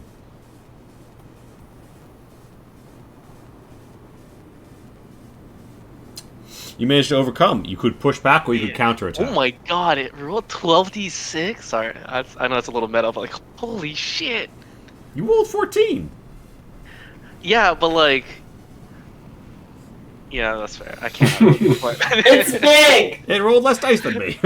So, okay. But, like, I'm like a futuristic robot that's spec'd out to be like, hey, I'm in the melee combatant. I can spin my sword.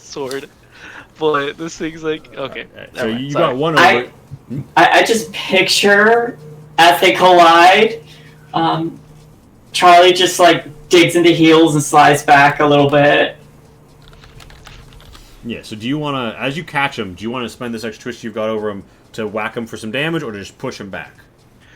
Can I try to direct this one to try to hit, like, to go towards here? It'll probably hit the thumper, but yes. That's fine with me. I just want to try to make a path for Stella to go northwards. Okay, yeah. And not have, like, her be more or less surrounded. The Credelian. You're further going to have to spend a main. You're gonna have to spend a main action reaction to then contest maneuver with it. Are you okay with that? Yeah, sounds good. All right. All right. So pop that maneuver to get the full redirect, the do-si-do, if you will. Ooh, I'm matching. So I can't remember. And this system is which succeeds on matching. In this instance, you don't succeed on your task. It defends. So you do knock it a bit to the side, though. It mostly runs over the thumper, but it stops itself before it would. It crushes it in the process. That's fine. It more it stops before it's gonna run into its friend. Meanwhile, Rindis, this whole thing is unfolding. Stella's about to regain control, but what do you do just in this decisive moments? Violence has started with CSU hitting the Credelian. Oh, well, I was going to say it's time to pay Stella back, so she'll probably jump up from her hiding spot and doing what any good xenobiologist would do in this sort of situation. She is going to attempt to soothe these savage beasts with a mating dance. Amazing. Now, so you factored in a lot of information, Arendis LaRusso. Normally, I like to use tests to, bridge the gap between character and player. But in this instance, can you describe to me briefly what you think the mating dance looks like? Yes, this will be relevant for your success. Okay. Give me that. Give me a straight communicate. Give me a straight communicate. Can I? So Xenophile applies to empathy, insight, or cognition scrutiny. Can I say that this applies as well because it is bridging the cultural gap? Yeah. Hit me with that. Hit me with that. Communicate being from Xenophile. Hi, check. These are your talents. Also, them hits don't lie.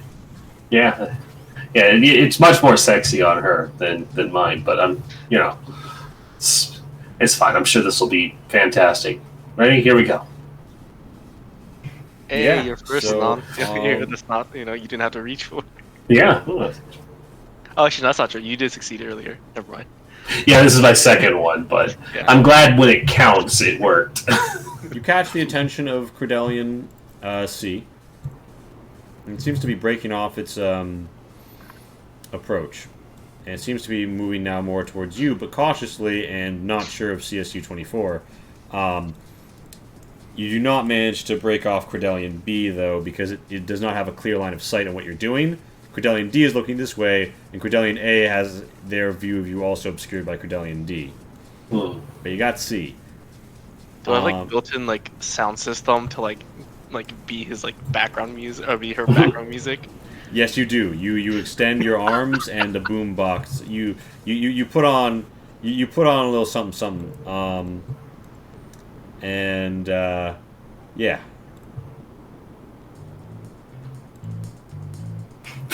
Nice. Meanwhile, Amarjeet, so just to bring you briefly up to speed here. So Stella did the tilt forward.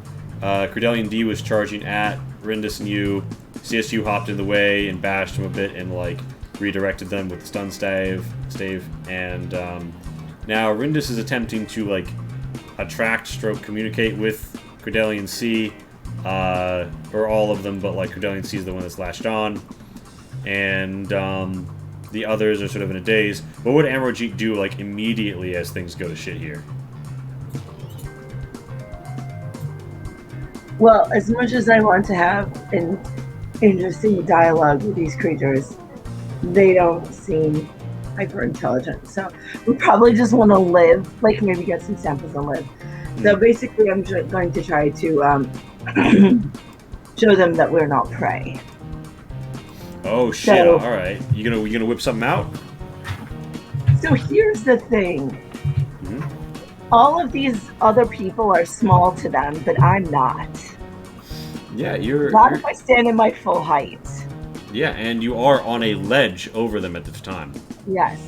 So basically, Amarjeet is gonna take up a sample from the sounds of communication and turn up the volume a little and have it and kind of shift it a little. And I'm gonna project it out, and at the same time, she's gonna just rise up to her full height, not stooping, not kind of accordioned up, just full height, and be just fuck off. Give me a communicate with a modifier of 2 from the benefit of the recordings. Nice, okay. Oh, that's rad. All right.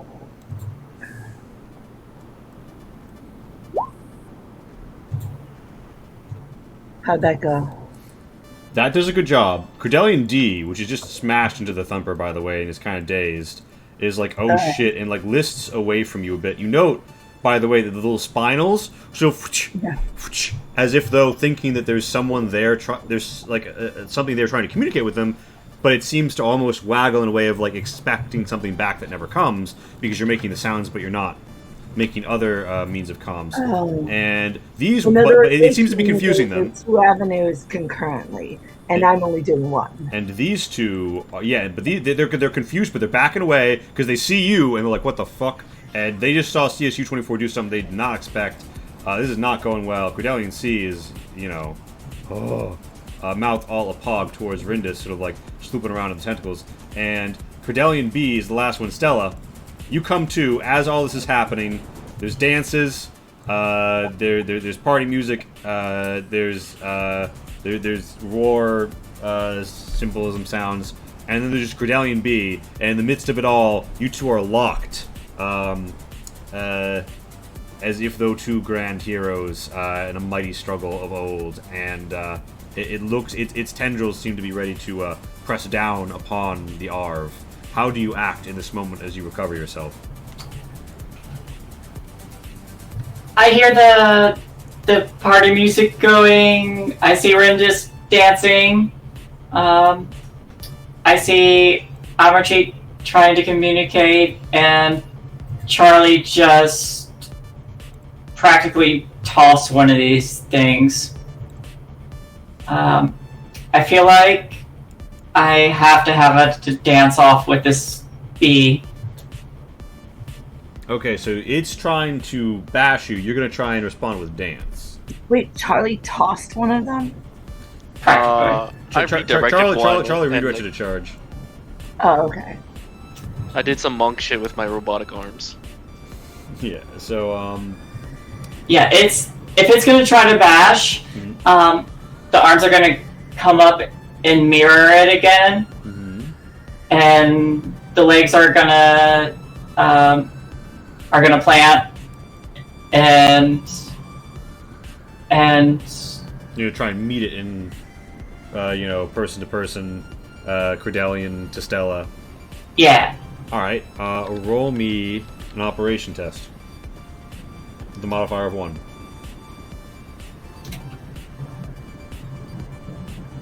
Alright, you drop a sample tube off the side of the ISP ARV as you strain to take the walloping that your vehicle gets. Roll me 4d6.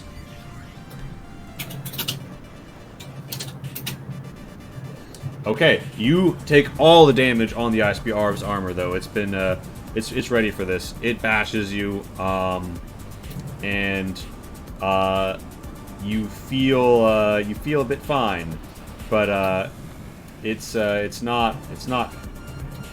almost seems to back off a little. In fact, all of them seem to back off a little, except for Credelian C after a moment. It would seem as if though Amarjeet's fright tactics are working and Rindis's tracked tactics are working. Credelian B didn't really seem to be reacting to either of those, though, Stella. It looks at you, it tenses, its spinals that are groundward flicker, and then it seems to react to that motion and begin to haul ass. All of them seem to have a similar reaction and haul ass. Except for Credelian C, which seems to have the reaction and linger. Just a moment, looking at Rindis and, moving its tentacles. How much damage did the ARF take? None because of your armor. Yeah, you full tanked it. Yeah, the armor caught it. Well, it seems we have at least one sticking around to study. Yeah, so 3 of them are fleeing. 1 of them is staying.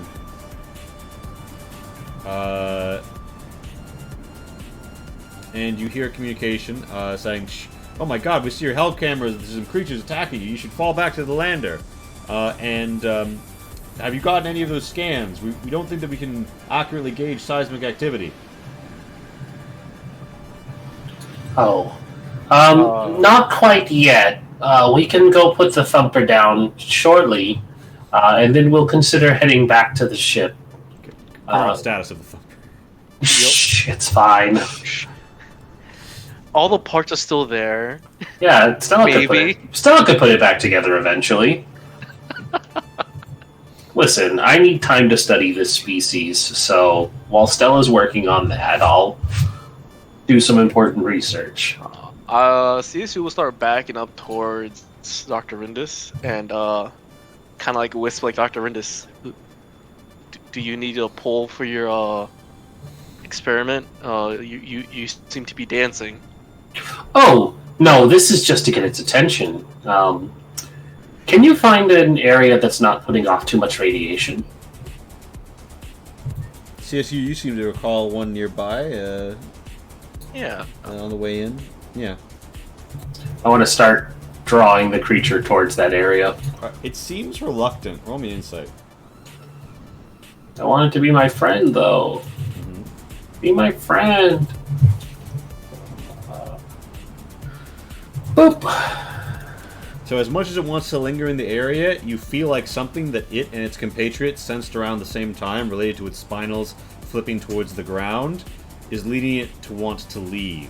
So it's hesitating, but it is backing away. I guess we're following these things. Well, Yeah. So one of them slurps down into a nearby hole, and 2 others run south, and one of them breaks off sort of north and eastish. Well, I'm gonna suggest we follow the one that's friendlier towards me. Yep. I'll scoop up as much of these as that I can. Mm-hmm. Yeah, I'm gonna assist in that.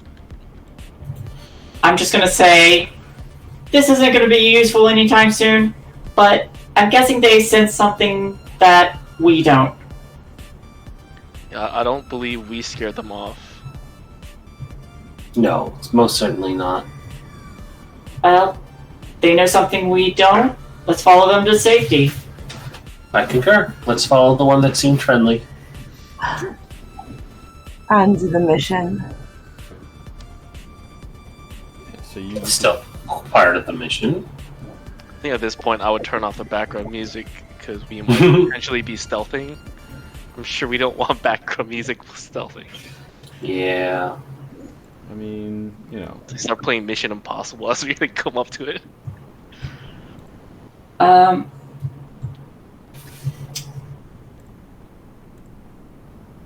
Am I able to make a systems check to find out if there's going to be, because it's a ways off from where the lander is. You're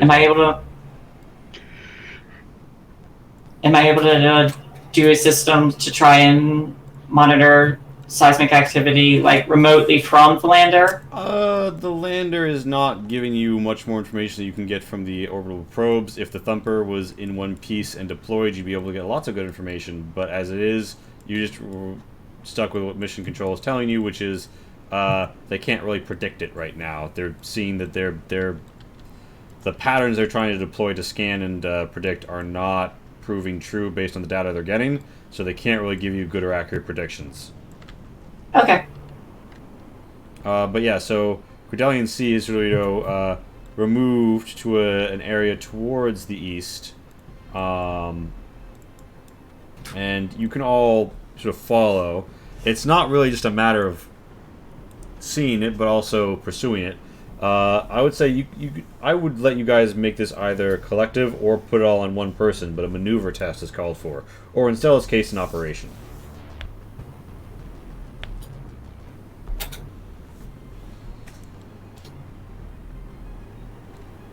Oh, Lee, I just realized I didn't do my -1 maneuver from my biosuit. That's fine. Was it your last success? If not, you're fine.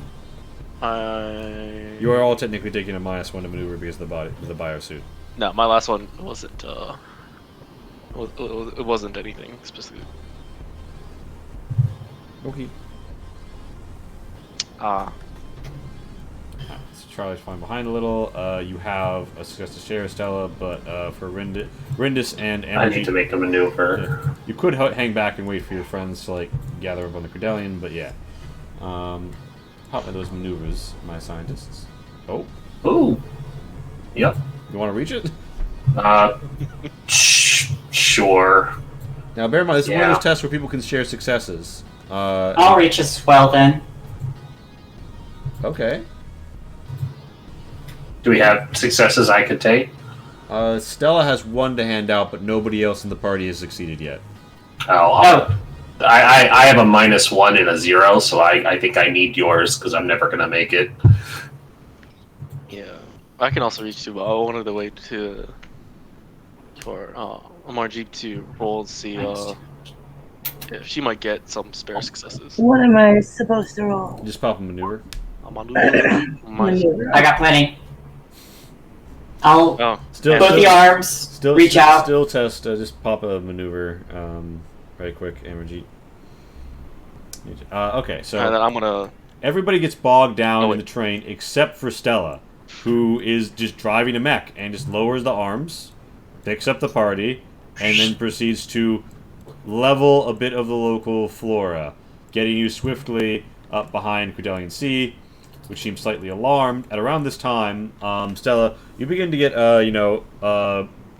unbalanced reports as bits of the feet are shaking, and those of you riding in the arms of the ISP feel the metal below you shaking, as if though something's shaking left and right. Can we contact I can't remember his name anymore. Seymour. Yeah. And ask him, Mr. Seymour, are you experiencing a slight earthquake, a slight shake?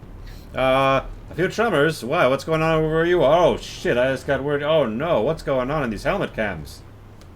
Oh, those are some. We're experiencing a local tremor. How well can you operate a shuttle? Oh, well enough. Well enough. I've thrown a few in my time, but I'm gonna have to be coming around to where you are, and there's not any good landing zones, so I might have to clear some brush by setting down. I'm not sure how Stella would feel about me dinging the lander. We may be able to find a safe location for a little bit before we make our way back. If you can ensure the shuttle is safe. I'll make sure. Can someone communicate that we're friends to this thing? Yeah, it's sort of backed into the corner. It's looking at you. Anybody could make a communicate, and if Amarjeet gives an assist, that is a modifier of 4 on the communicate. I can try, Stella, but that will only matter if they decide they want friends more than they want food. I can also try. My last attempt was pretty successful. Well then. It's whatever you all like. I'll give it a go. Why not? And this time I want to use my order thing. All right. Oh, absolutely. All right. Pop that communicate. Modifier you're conveying. Yeah, so like, literally to give him like extremely specific directions. And I might tell him to lift up his hands like this and use them like The hands in the air. signaling signs. Yeah. So do I need to roll when I do this? Yeah, so what you do is however many suggestions you get in your communicate, you're going to give that as a modifier to Rindis.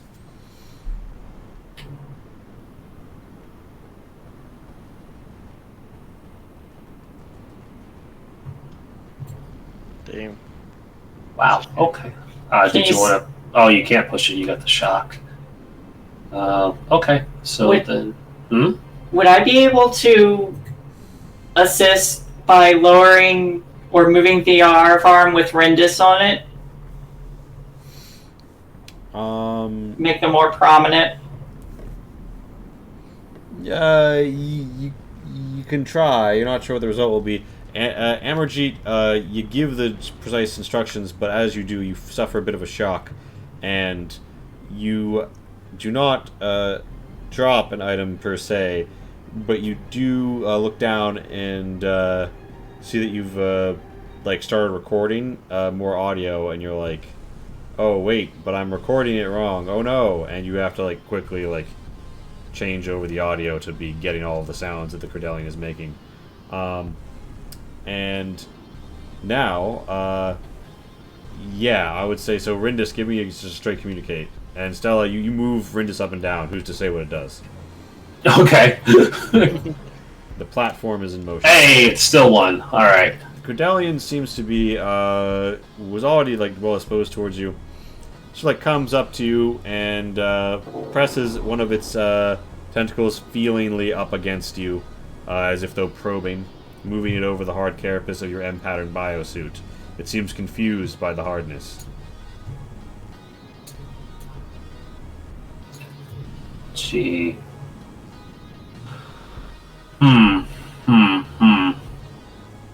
How's the radiation here, Lee?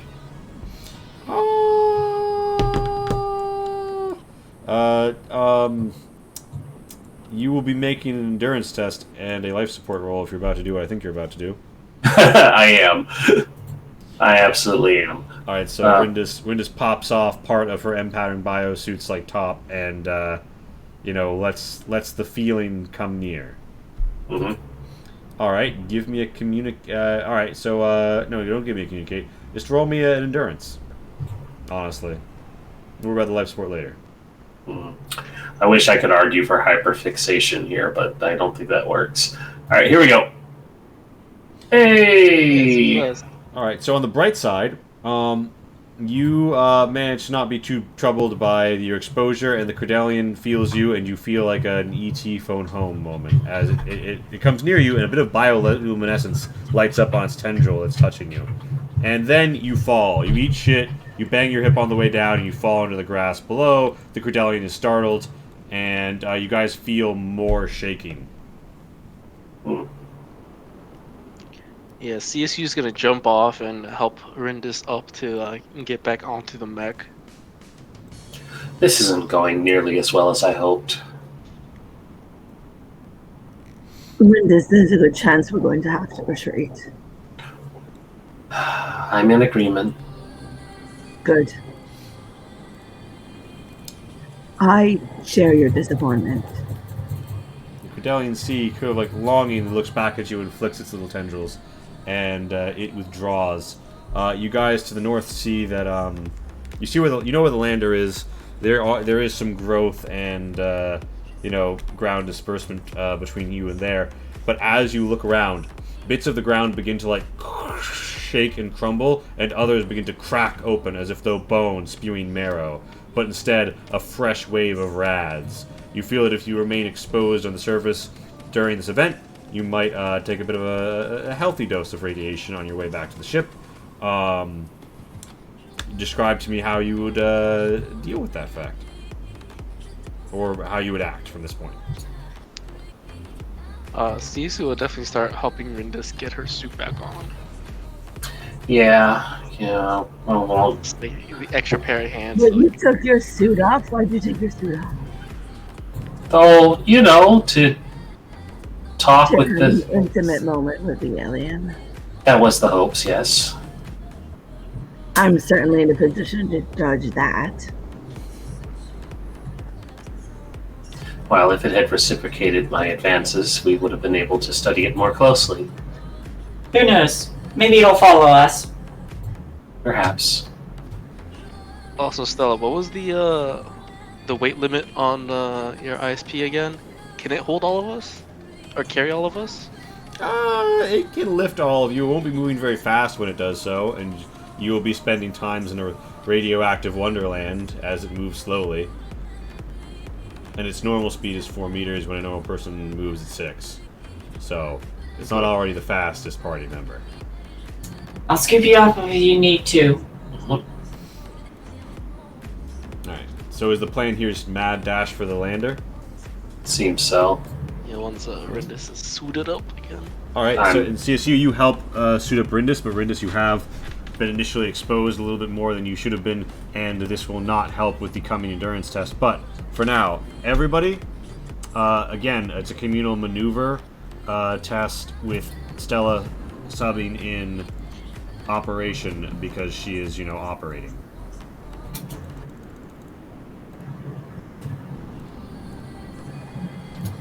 I'm gonna reach mine. Alright, so you spend the processing. Nice. Great. Okay. Swan. Alright, so, Hey! Oh, well, no. now, so you are all left with a dilemma. Okay? So as you run, you need to make decisions about how close you're going to get to some sources of radiation. And, that already exist on the surface to evade newly erupting ones. If you'd like, what you can do is, you can either, so you only need one success to make it to the lander. You can spend additional successes either helping out your pals, helping them get there, or increasing the coming endurance test you're going to have to make to not get a little bit cooked. So just to clarify, if we don't have any successes, we do not make it to the lander? You will not be making it in time with everybody else to the lander. You won't, permanently. But we have a there. total of 5 so far. Can I reach, seeing that the others are struggling? Well, so right now, the only person who's not going to make it is CSU. You Yeah. can. You can. It's a -3 modifier because you don't re-roll your successes. But at the same time, But with 2 two The modifier extras two. then. Yeah, so it's new. Yeah. So me Shin talking is I would suggest giving one success to both our scientists and just let CSU catch up later because CSU doesn't care too much about. Well, he does care about radiation because that does affect machinery too, but not as much as Yeah, but Flash. what would Stella do in the moment? Stella, you are up ahead, and you see CSU is falling far behind. Rindis and Amarjeet are well able to navigate this alien terrain they've quickly taken in. CSU, though, was not programmed for this. She's not leaving Charlie behind. All right, she's not leaving Charlie behind. So you wanna spend those twists on CSU? At least one of them, getting them Yep. there. All right. One in CSU, and would one to avoid the radiation bursts help everybody? No, it would have to go to one person in particular. You could also keep it for yourself. You don't have to be totally selfless. I am Like, all the time. You don't have to do that. I am in a mech. I feel safer than the rest of you. That's also fair. All right. So you guys are running along. Rindis, you make it, but you feel something slide off you, and you realize you've dropped your chemical analyzer as you go. Oh. And that still has some data on it. That hasn't been. I mean, most of it's been automatically uploaded to the mesh, but some of the physical samples are there. So that's something you guys see, and this twist could be spent picking up behind Rindis. Otherwise, yeah. Everybody just fucking test me in endurance. Okay. If you got, and you give a modifier of 3. You all have a modifier of 3, because yeah. Okay. I'll spend the twist to grab that for Rindis. Okay. Appreciate it. Lee, do I still have the modifier of 6, or is it just 3? It is 6 for you. Sorry. Alright. Just wanted to confirm. Only one? All right. 1, 2, 3. All right. So okay. Let me see something really fast. 6 plus. Okay, 6. Now everybody just roll me a real quick armor.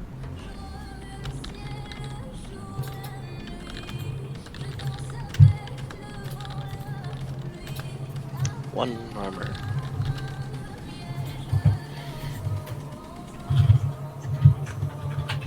Yep. Are amazing. That one hit. All right. So,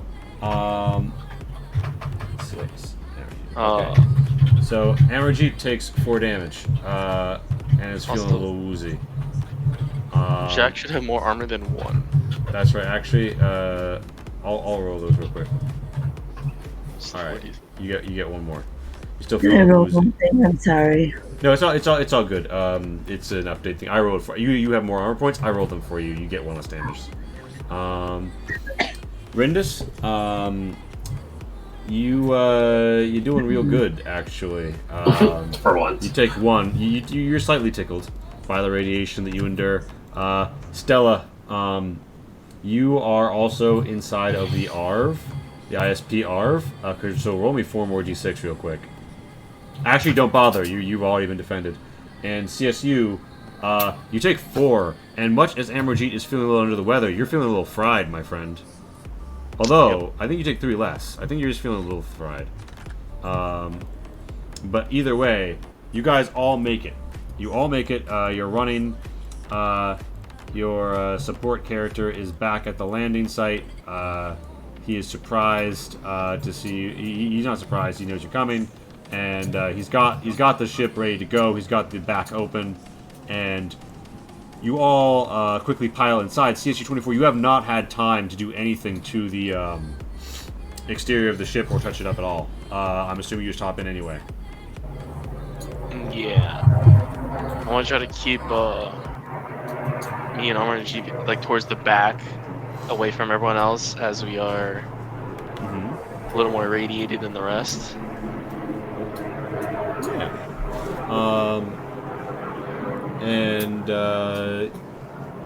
Is there like a supply, like a rad shield I want to make use of that.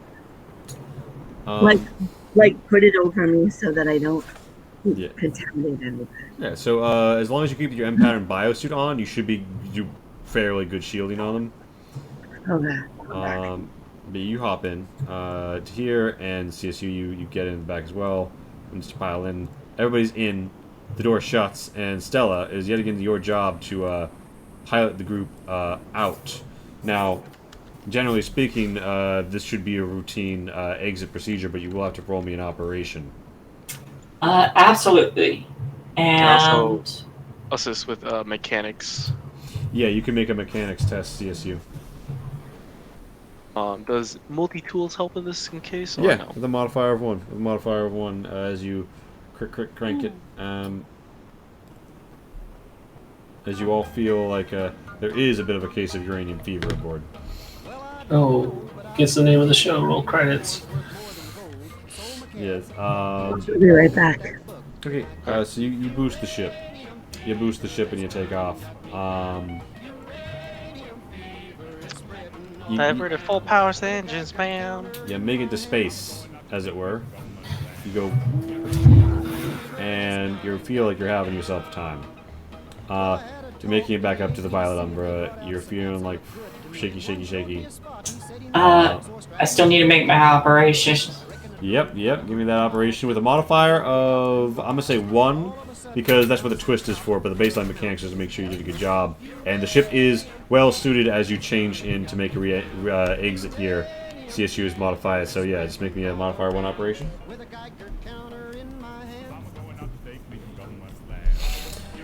You make it up, but in the process, you take a little bit of turbulence, and everybody on board is thrown around a little. You guys just spill out onto the floor, hanging halfway onto things as you almost fall out of the vehicle. I'm not out of the vehicle, but onto the floor. You know, you don't fall out of the spaceship because of turbulence. With that, yeah, I'm gonna say, you know, medical staff probably rush on board to help with, you know, the fact that you are wounded.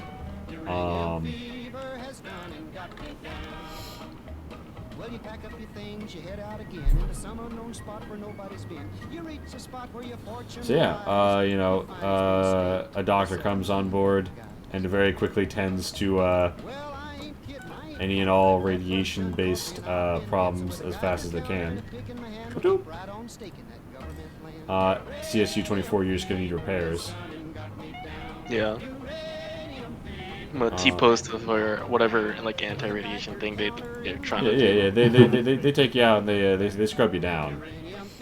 There's a very thorough scrub, and when you're all done with the process, the doctor gives Amarjeet a good bill of health after, you know, taking her to a medibed. And yeah, Seymour Rain says, "Well, that was quite the adventure." Eh? And you are all more or less cleared over a 1 hour period where you get, you know, tidied up a bit, injected a bit, and you are cleared to head back to your lab, Brindis, where you're given to understand your samples have been moved. I'm sorry, my what have been where? They're like, oh, well, the samples have been moved to your lab. Oh, from the away mission, of course, yes. Yes, the samples you retrieved earlier were sent there.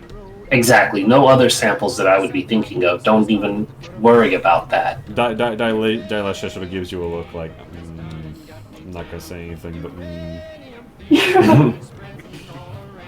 Don't even worry about it. It's fine. Yeah. And yeah, so you guys have gotten more or less a clean bill of health, and you are aboard the Violet Umbra, and given the current events, they have decided that they're not, you know, they're gonna ground the away team for a moment. They're not ground you, but like they're not gonna send you guys back down to the surface until they get some more probe data to determine a safe way to traverse the surface. And the party is, you know, comes back up to this, like, you know, central transit area, and you can ride the tram wherever, but there is a lab where there are some samples that you guys could do some science on after, you know, being fully healed up. I want to do some science. Let's do some science. Hey, Charlie. Yes, Stella?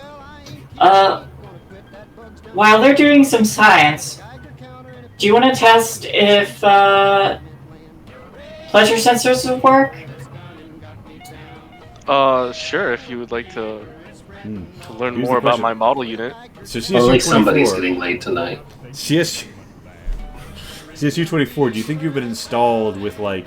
Because, like, in my opinion, I think that your hands, like, you can sense temperatures and you can sense, like, textures. Mm-hmm. But do you think that there has been any, like, you know, like, dopamine simulator.exe uploaded to your brain for some I purpose? would say no. Also, CSU-24, I envision him as a Ken doll. But yeah, as being no. modular Smooth. synths models, I think there is capability to have attachments. But at the moment, he's a Ken doll. At the moment, a Ken doll. Currently attachment free.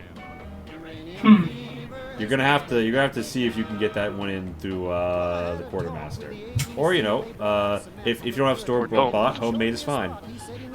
Meanwhile, however, all right. So all this to say, okay, so you two head off to a place where there is machinery and privacy.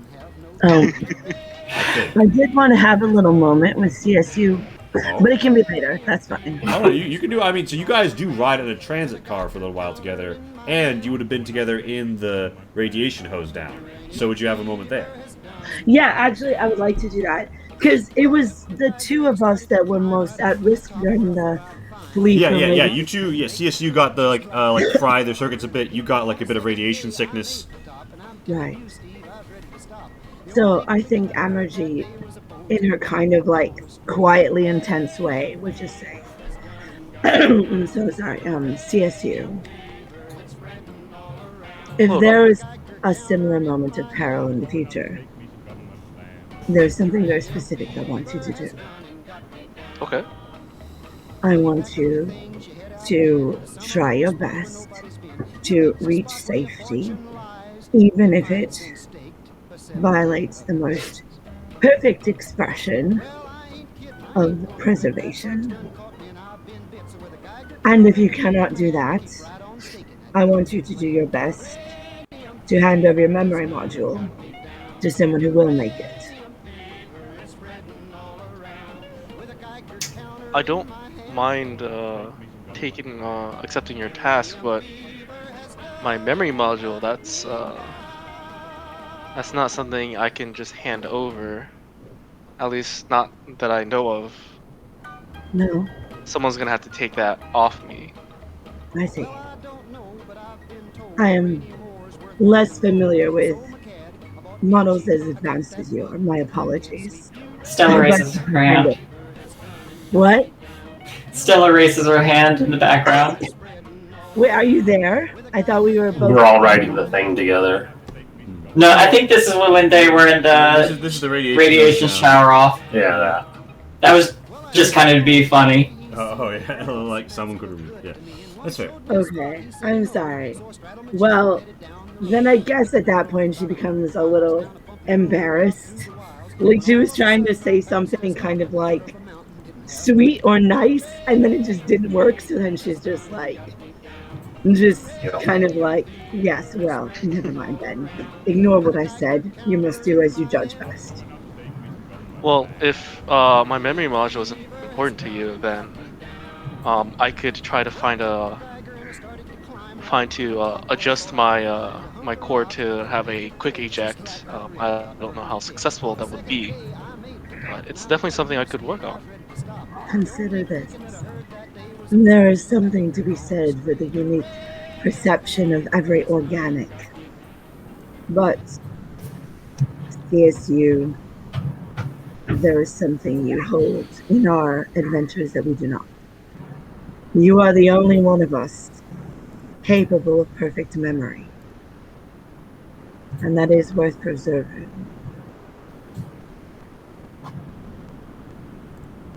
Although I would argue I have more limitations compared to other people, like yourself and Dr. Rindus.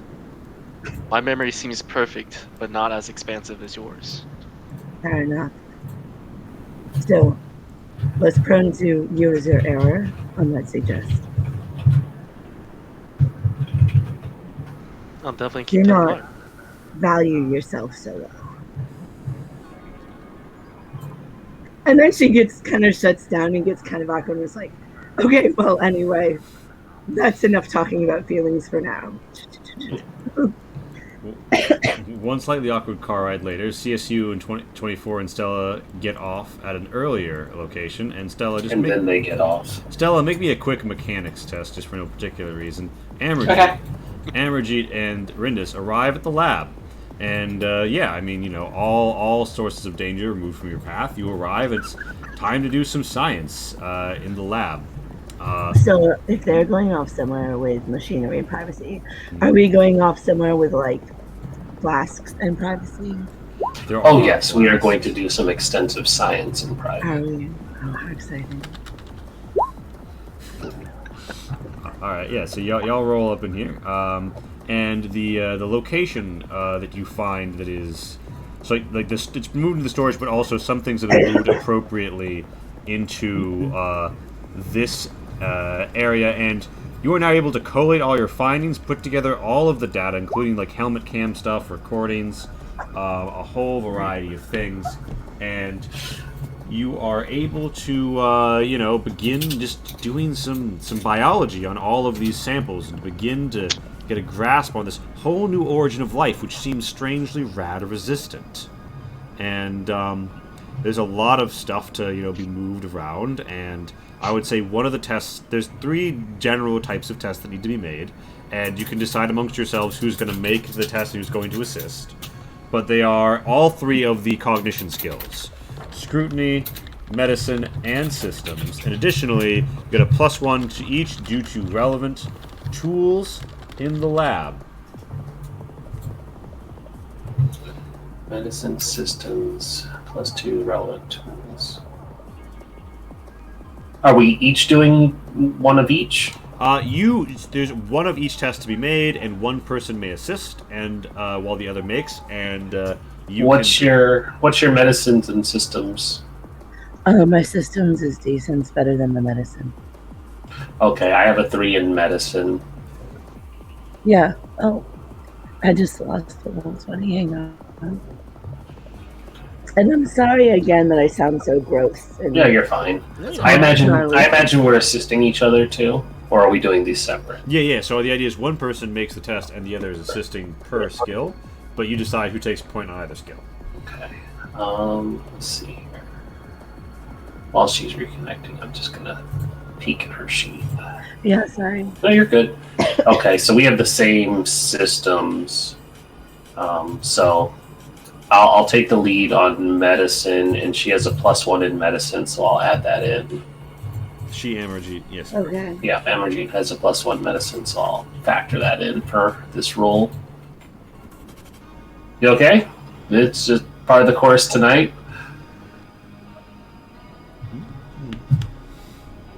Yeah. All right. So you get a level 1 shock as you're, Rindis. You get a level 1 shock because as you're going over some of the tests, you see there's like a crack in a test tube. Oh my god, this is completely unprofessional. I'm gonna clean this up. Completely unprofessional. I'm setting a very bad example for my guest. Yeah. And either of us can do systems. We have the same number. Yeah. I guess I'll roll it since she's still loading it, right? Yeah, but yeah. Okay. +2, so that makes it 4. Okay, there we go. That's not a colossal failure. All right.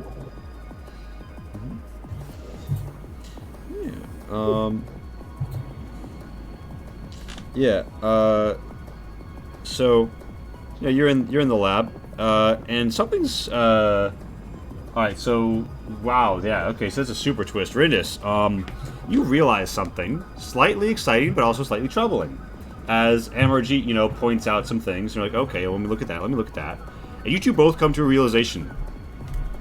As you're like over here working in the lab, right? You realize that this life is slowed through its development, its life cycle has evolved to be slowed but not stopped, by the presence of natural radiation. It is presently removed from all sources of radiation. That test tube didn't crack because somebody dropped it. That glass broke outwards. As you look out, and just one of the pipettes lets out a horrible shredding sound as some of the glass test machinery you have goes ballistic and explodes under the rapid expansion as it reaches a peak, and biological substance just absolutely explodes out over the counter. Both of you give me a maneuver against this shrapnel hazard. Do we take those suits off? I assume that you would take out the biosuits because they literally hamper your movement. Sweet, so it's just a 0. Here we go. Hey, I didn't die. Alright, yeah. Share a success moment, or... Rindis, would you try and share some of that success with Amerjeet? Yes, absolutely. Alright. I throw Amerjeet in front of the exploding shrapnel. There can only be one. No, I help her. Alright, you share. You're both free to reach, and you also will both roll your 1 armor for this, because you're wearing your TS spacesuit still. Okay, so that's back to 1 armor. And roll. There it is. Alright, so either of you are free to reach if you'd like. Right now, you both have 5 damage coming at you, and you're both reducing that by 1, so you'll take 4, which is only going to hit both of you in the stamina. It's not even hitting your health right now, just to put that in perspective. Oh, okay. That's good, because I wouldn't have the health to withstand that. I will try and reach, because boy howdy do I not want that. Yeah, okay, likewise. There we go. No, you can't reach the armor. You reach the maneuver test. Oh, excuse me, I didn't do the maneuver. Wait, Oh, why would I do a success. maneuver? I succeeded. So with hazards, right? You normally defend against it with either armor, endurance, or a mix of both. Because this is shrapnel, you're defending against, like, the maneuvers count as an armor here. This is you dodging out of the way of the exploding material. Oh, then I wouldn't reach because I kept 2 successes, so I'll just take the thingy. Alright, so you guys take a bit of a brace of damage. But otherwise you are alive, but in the lab, and realizing that all of the samples you have taken aboard are going to rapidly expand. I'm hoping there's some kind of containment procedure for the lab. Yes. So I'm gonna do like a long boy stretch and like be like, whoa, and try to like dive for the button or whatever it is. Yeah. There's a It's on the lab. You like slap this boot on and it goes boop. And Rindis, your stamina should be 1, but it won't let me update. And I say please contain that's the lab right now. Oops. So people are like on the way. There's a security alarm, and the door is locked down. But it will. So the AI senses that you're still here, right? Because you have IFFs on your suit, and it leaves open the north door into Rindis's office, but makes clear locking down. Office assigned to Dr. LaRuccio. Opening door to Dr. LaRuccio's office within contained area. Please proceed there for your safety. Go on ahead, I'm right behind you.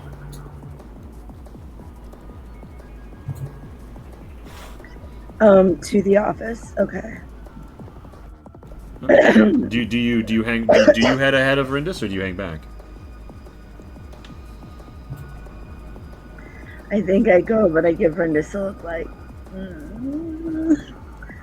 you're not going to do anything stupid, are you? It's fine, I'm right behind you. Rindis, what are you doing? I gotta rescue my babies. I'm not leaving them in here. Alright, so you rescue several adolescent upsickerasses that are presently taking a nap and have now been disturbed from their slumber, and they begin to buzz. She stuffs as many of them into her uniform as she can and carries them to safety. They are beginning to get a bit large for the uniform ride, but you managed to get them hugged up tight. Yeah, they can hang on and hug. They know her pheromones. It's fine. Yeah. So Amerjeet, Rindis comes around the corner with 4 incredibly dangerous, invasive xenofauna hugged to her body. as the door shuts behind her. Not the same thing that's taking over the lab, though. No. No, totally separate invasive This species. is a very well-known invasive species, spread more or less deliberately by a group, a sentient species known as the Newsquai. As CSU says, Rindis appears with four bees in an overcoat or a trench coat. This is her lab assistant. I just look at her and I'm like, come on. Don't even worry about it. Lockdown procedures initiated. Please do not leave that lab until such time as notified. We'll You need a are place to the hide. doors in, both of the doors in, lock down as the lab lockdown procedures begin. Anywhere in my office that I can stash my babies. They're getting a little big. You might be able to force them into a cabinet, but they probably wouldn't be happy about that. No, I don't want them to be unhappy. I want them to be safe. Well, I think you had the environment in the lab. Was part of how you hid this from people. So I don't think there's really any place to have free range the Ipsicarasses. All right, the only option is to release them onto the ship. Oh, yeah, they're Trying locked to in the keep room it with you. under a desk and just Yeah. like wall off like the chair like area. Just bomb out some honey. Yeah. So the Do I have any Ipsicarasses. idea what the consequences would be? Oh, I'm gonna be in a lot of trouble. You mean administrative, or you mean like the result of them being around? Both, either. So Both. if there's no queen to inject eggs, they can't make more of them. They are poisonous. They are lethal. They are like giant space wasps. But on a spaceship where you can just lock down the airlocks and then vent the air or something, they are not like a deadly hazard that's going to slaughter the crew. But if they got loose and like stung someone, as one has previously, that would be a big problem. Dr. LaRuccio could be considered. It depends on how it's treated, but Dr. LaRuccio could be considered to be vastly violating a few. Is objectively Alright, so this vastly. is like, okay. LaRuccio could get in a lot of This is trouble. like, you lose your license, you're blacklisted forever type stuff. Depending on how LaRuccio plays it in terms of science, but there's not realistic. Yeah, that could really happen because realistically, this is an incredibly well-documented species that is spread across many star systems. Unless LaRuccio can claim this some sort of variant strain or something, and even then, she would have needed to declare it officially, which she hasn't. So yes, very important. Like lose her position. Now that you bring that up, she's just going to park her babies somewhere where they can just be contained for a moment, and then she's going to jump to her desk and start forging that documentation. And actually, Amarji is going to very calmly and deliberately put a hand over her hands on the keyboard and say, no, wait. I'm already in a lot of trouble, so if we get caught, then forging is the least of my worries. In a hurry, in a panic, right after a containment procedure. This doesn't look good.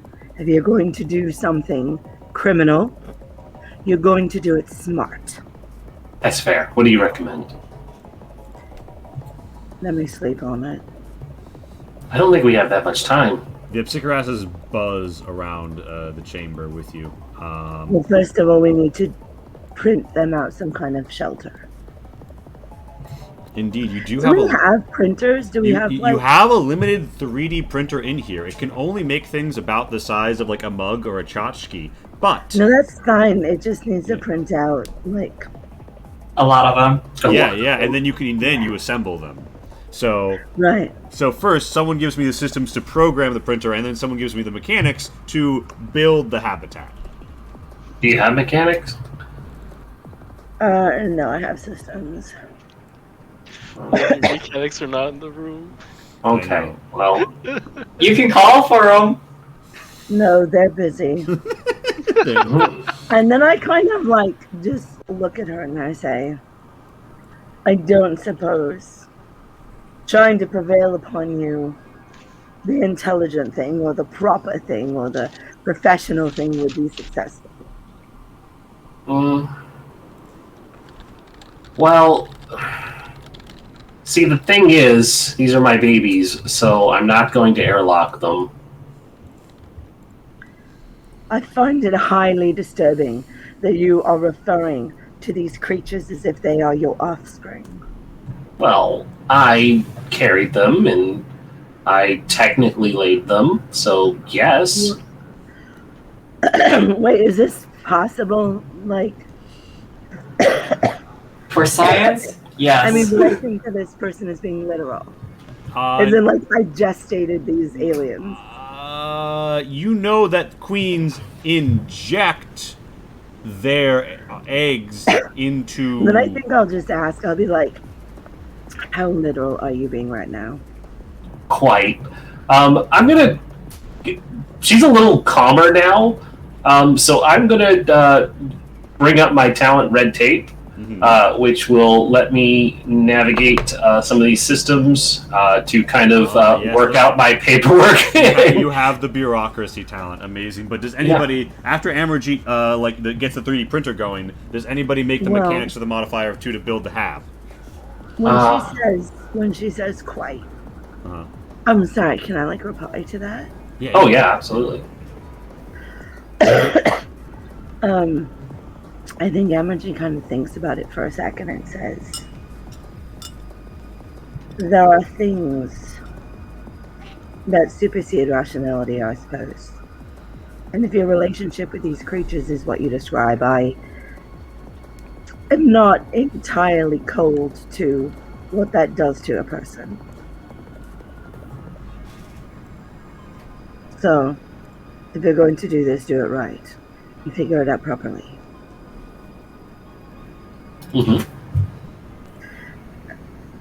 But we may need to pursue stasis for the time being.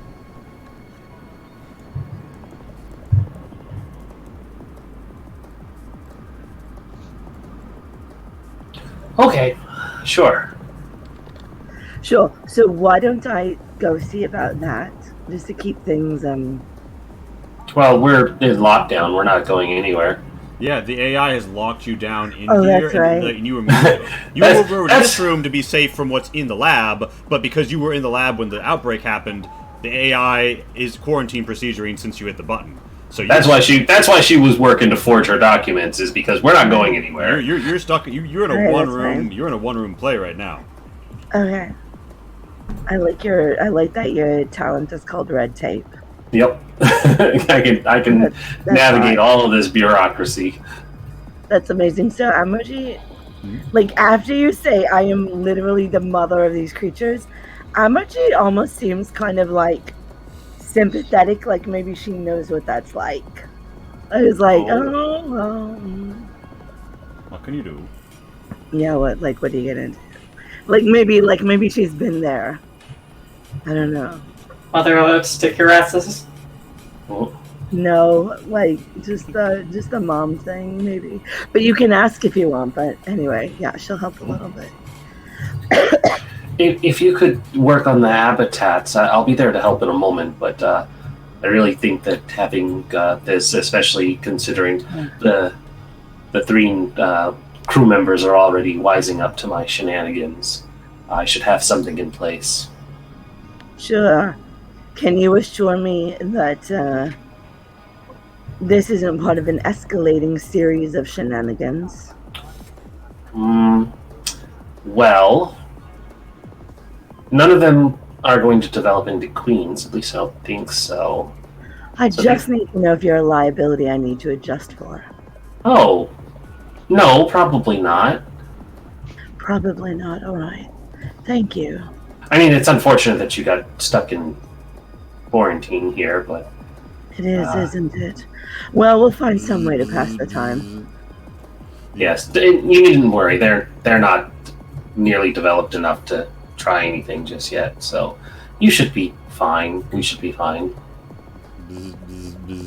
But yeah, you find yourselves locked in a room together with also the buzzing of the Ipsicker asses. Yeah, out of morbid curiosity. So, Emergy, if you're the person who does the assembly, can you give me a mechanics with a modifier of 2? All right. I want to see how good the Absicker ass house gets built. It's. I don't know how many points. Pretty well. Oh, sweet. You twist to it faster, twist to make it just a better habitat overall, but you make a little honeycomb structure, 3D printed version of the little hive. They like push themselves up into it is very nice. But it is also notably of a size and shape that will fit into the stasis pods. Yeah. You got it ready to Yeah, you guys hear. Rinda just needs to be saved from herself at this point, maybe. Yeah, you hear bounding and buckling, and wall breached. Deploying glue substrate. Wall breached. Wall repaired. Wall within acceptable parameters. Summoning more maintenance crews. Meanwhile, as we I think we zoom out on that. Can I get the roll first? Yes. Give me the systems with a modifier of 2 because you have red tape. And, Oh, to forge your document. Yeah, I need to forge my document here. Alright, +2. Arguably the most important roll of the night. It sure will be.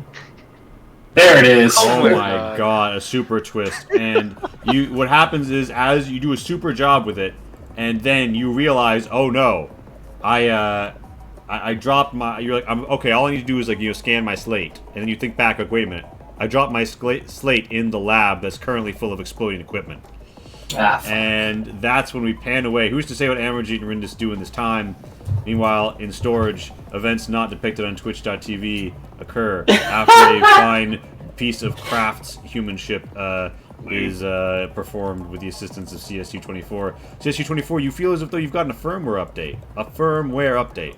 And I think with that, I think that we find that the studies on U-22 Cradle conclusively prove that this life expands in absence of radiation, and its cell structure can help understand how to better deal with the formation of oncogens and other systems in a radiation-rich environment.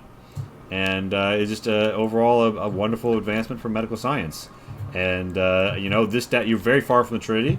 It's going to take you almost a year to get back, but when you get back, you're going to really have improved a lot of people's quality of life.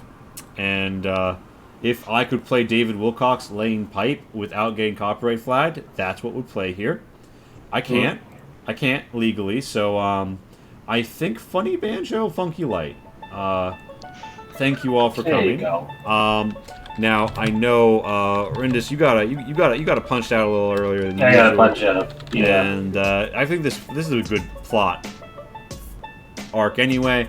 I think though, because you gotta hit the hay. Would you mind hitting us off with the feedback phase? Absolutely. Just a real quick one for each favorite, least favorite, what you want to see more of. I mean, still didn't get to do any xenobiology with any xenobiology aliens. So that is the thing I'd like to see more of. And the things I liked, I really enjoyed this group of away team people.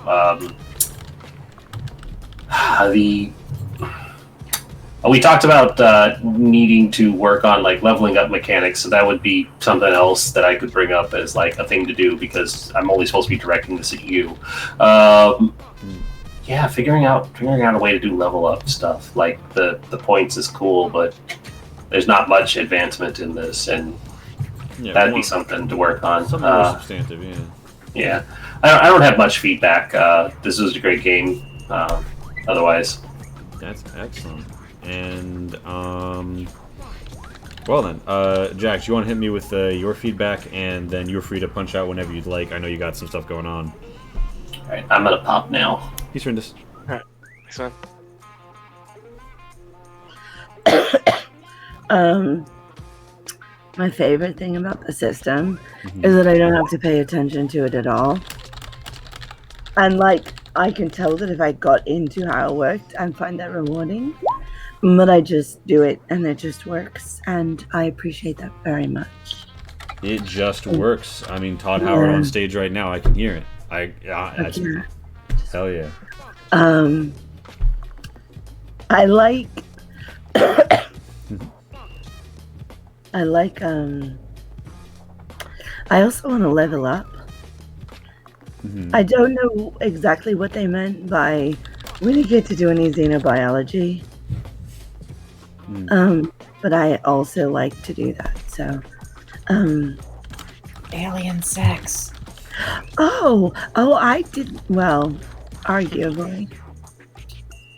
I was inside an alien for a while, and who knows?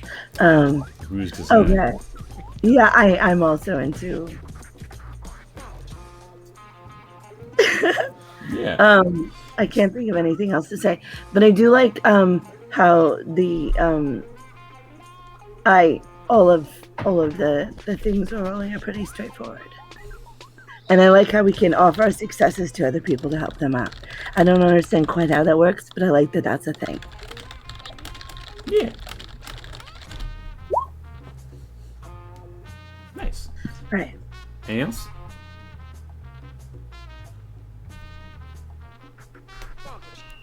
We're good? Oh wait, you're muted. You might be talking to someone else, I don't know. Sorry, what? Jack is muted in the meets. I don't know. I think they're done with their feedback though. Oh yeah, that's all I have. Sorry. Awesome. No, that's good. It's good. I just didn't want to like blaze past you if you weren't. Okay. I think Shay, if you'd care to hit me with your feedback. Yeah, I am adoring this game. It is super fun, especially being, especially the having an actual sci-fi game as opposed to like a whole lot of the high fantasy ones. I do like that even in just 3 sessions, we've all been able to like develop our characters and make attachments and everything. And I got to be another technophile, so that was great. I imagine if I played this character again, she'd start looking into figuring out dopamine updates, EXE stuff. Now that's a thing. Robots. Robots. So, what do you want to see more of? I want to see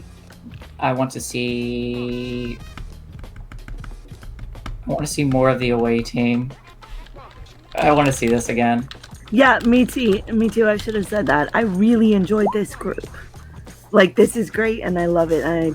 You guys are so. Yeah, I mean, I really like these characters. Yeah, I mean, hands down, Lee. If you ever like decide to continue with these characters, just say so. Yeah, no, I'll certainly let people know. I think away team has gone pretty well. But yeah. All right, but that's more or less the sum total of your feedback for the moment. We can obviously get more into later. The only other thing I might be able to think of is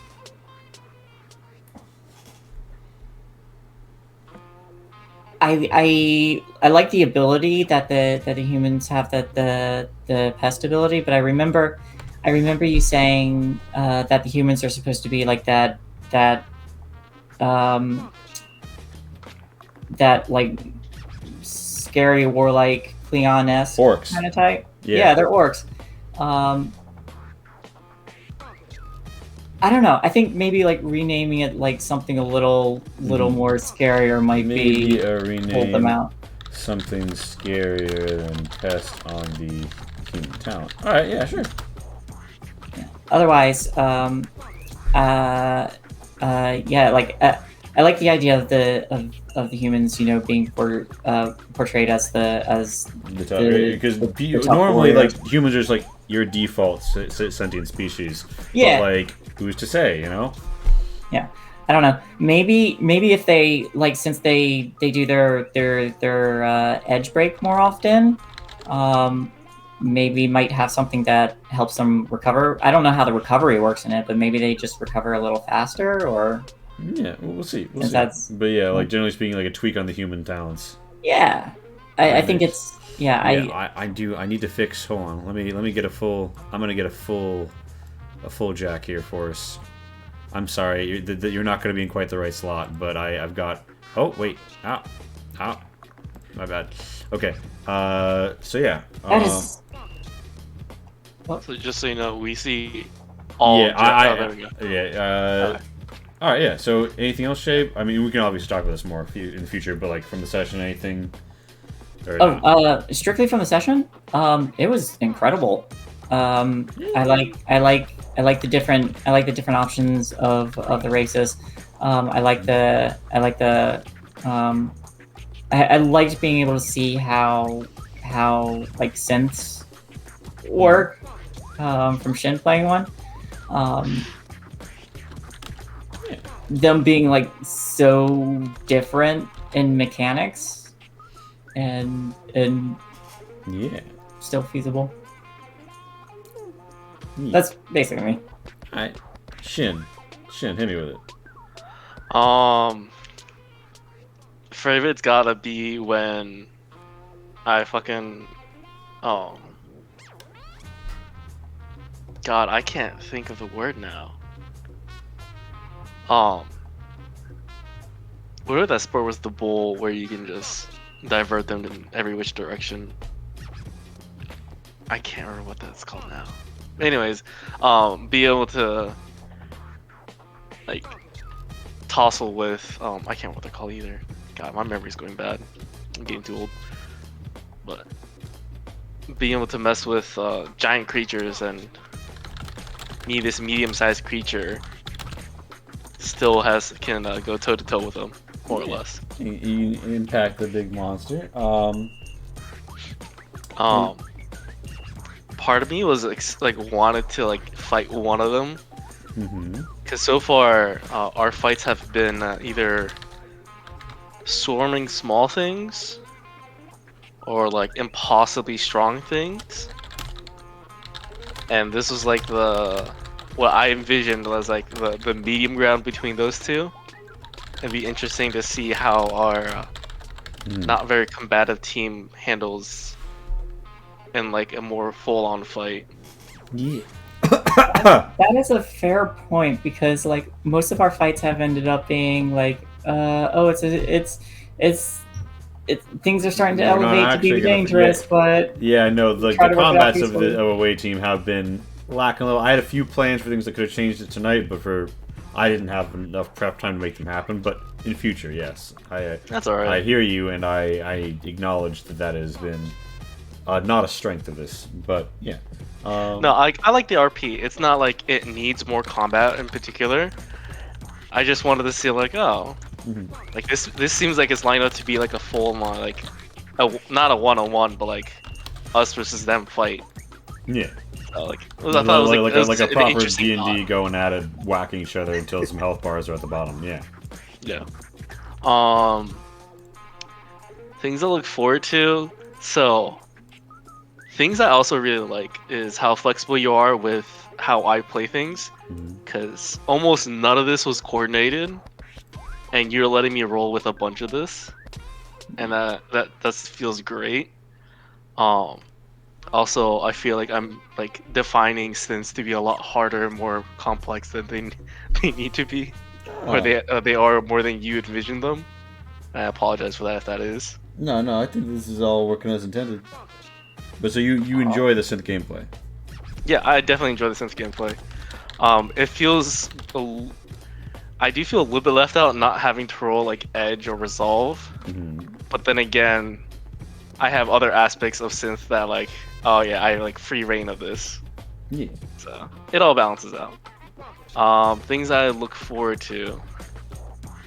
I was not expecting CSU to go in this direction, but I am all for it. I'm going to be the most sophisticated real life boy without being a real life boy. The Pinocchio angle. I don't get credit for that though. I don't get credit for that. Yeah. I definitely agree with Shay's opinion of that. Like, we've only had a few sessions together, but we all have like full-on relations with each other. We have like more inter-party, like not inside jokes per se, but like understandings of the characters. And it's fucking amazing. Yeah. Lots of good RP. And with that, yeah. And that's your feedback? Yeah. All right. Well, thank you everyone for coming out. If you want to see change stars, exclamation mark, change stars. And that's the Kickstarter. Exclamation mark, quick start. That's the quick starter. And we're going to go on a quick raid to Milady Saito.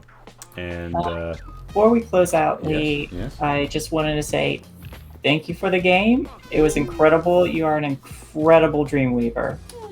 Thank you. Yeah. And with that, I'm glad, Zila.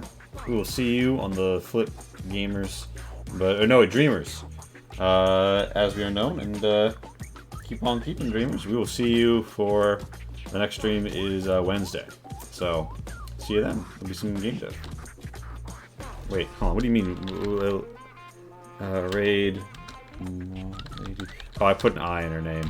All right. We're streaming. We're raiding, and I'll see you all over there.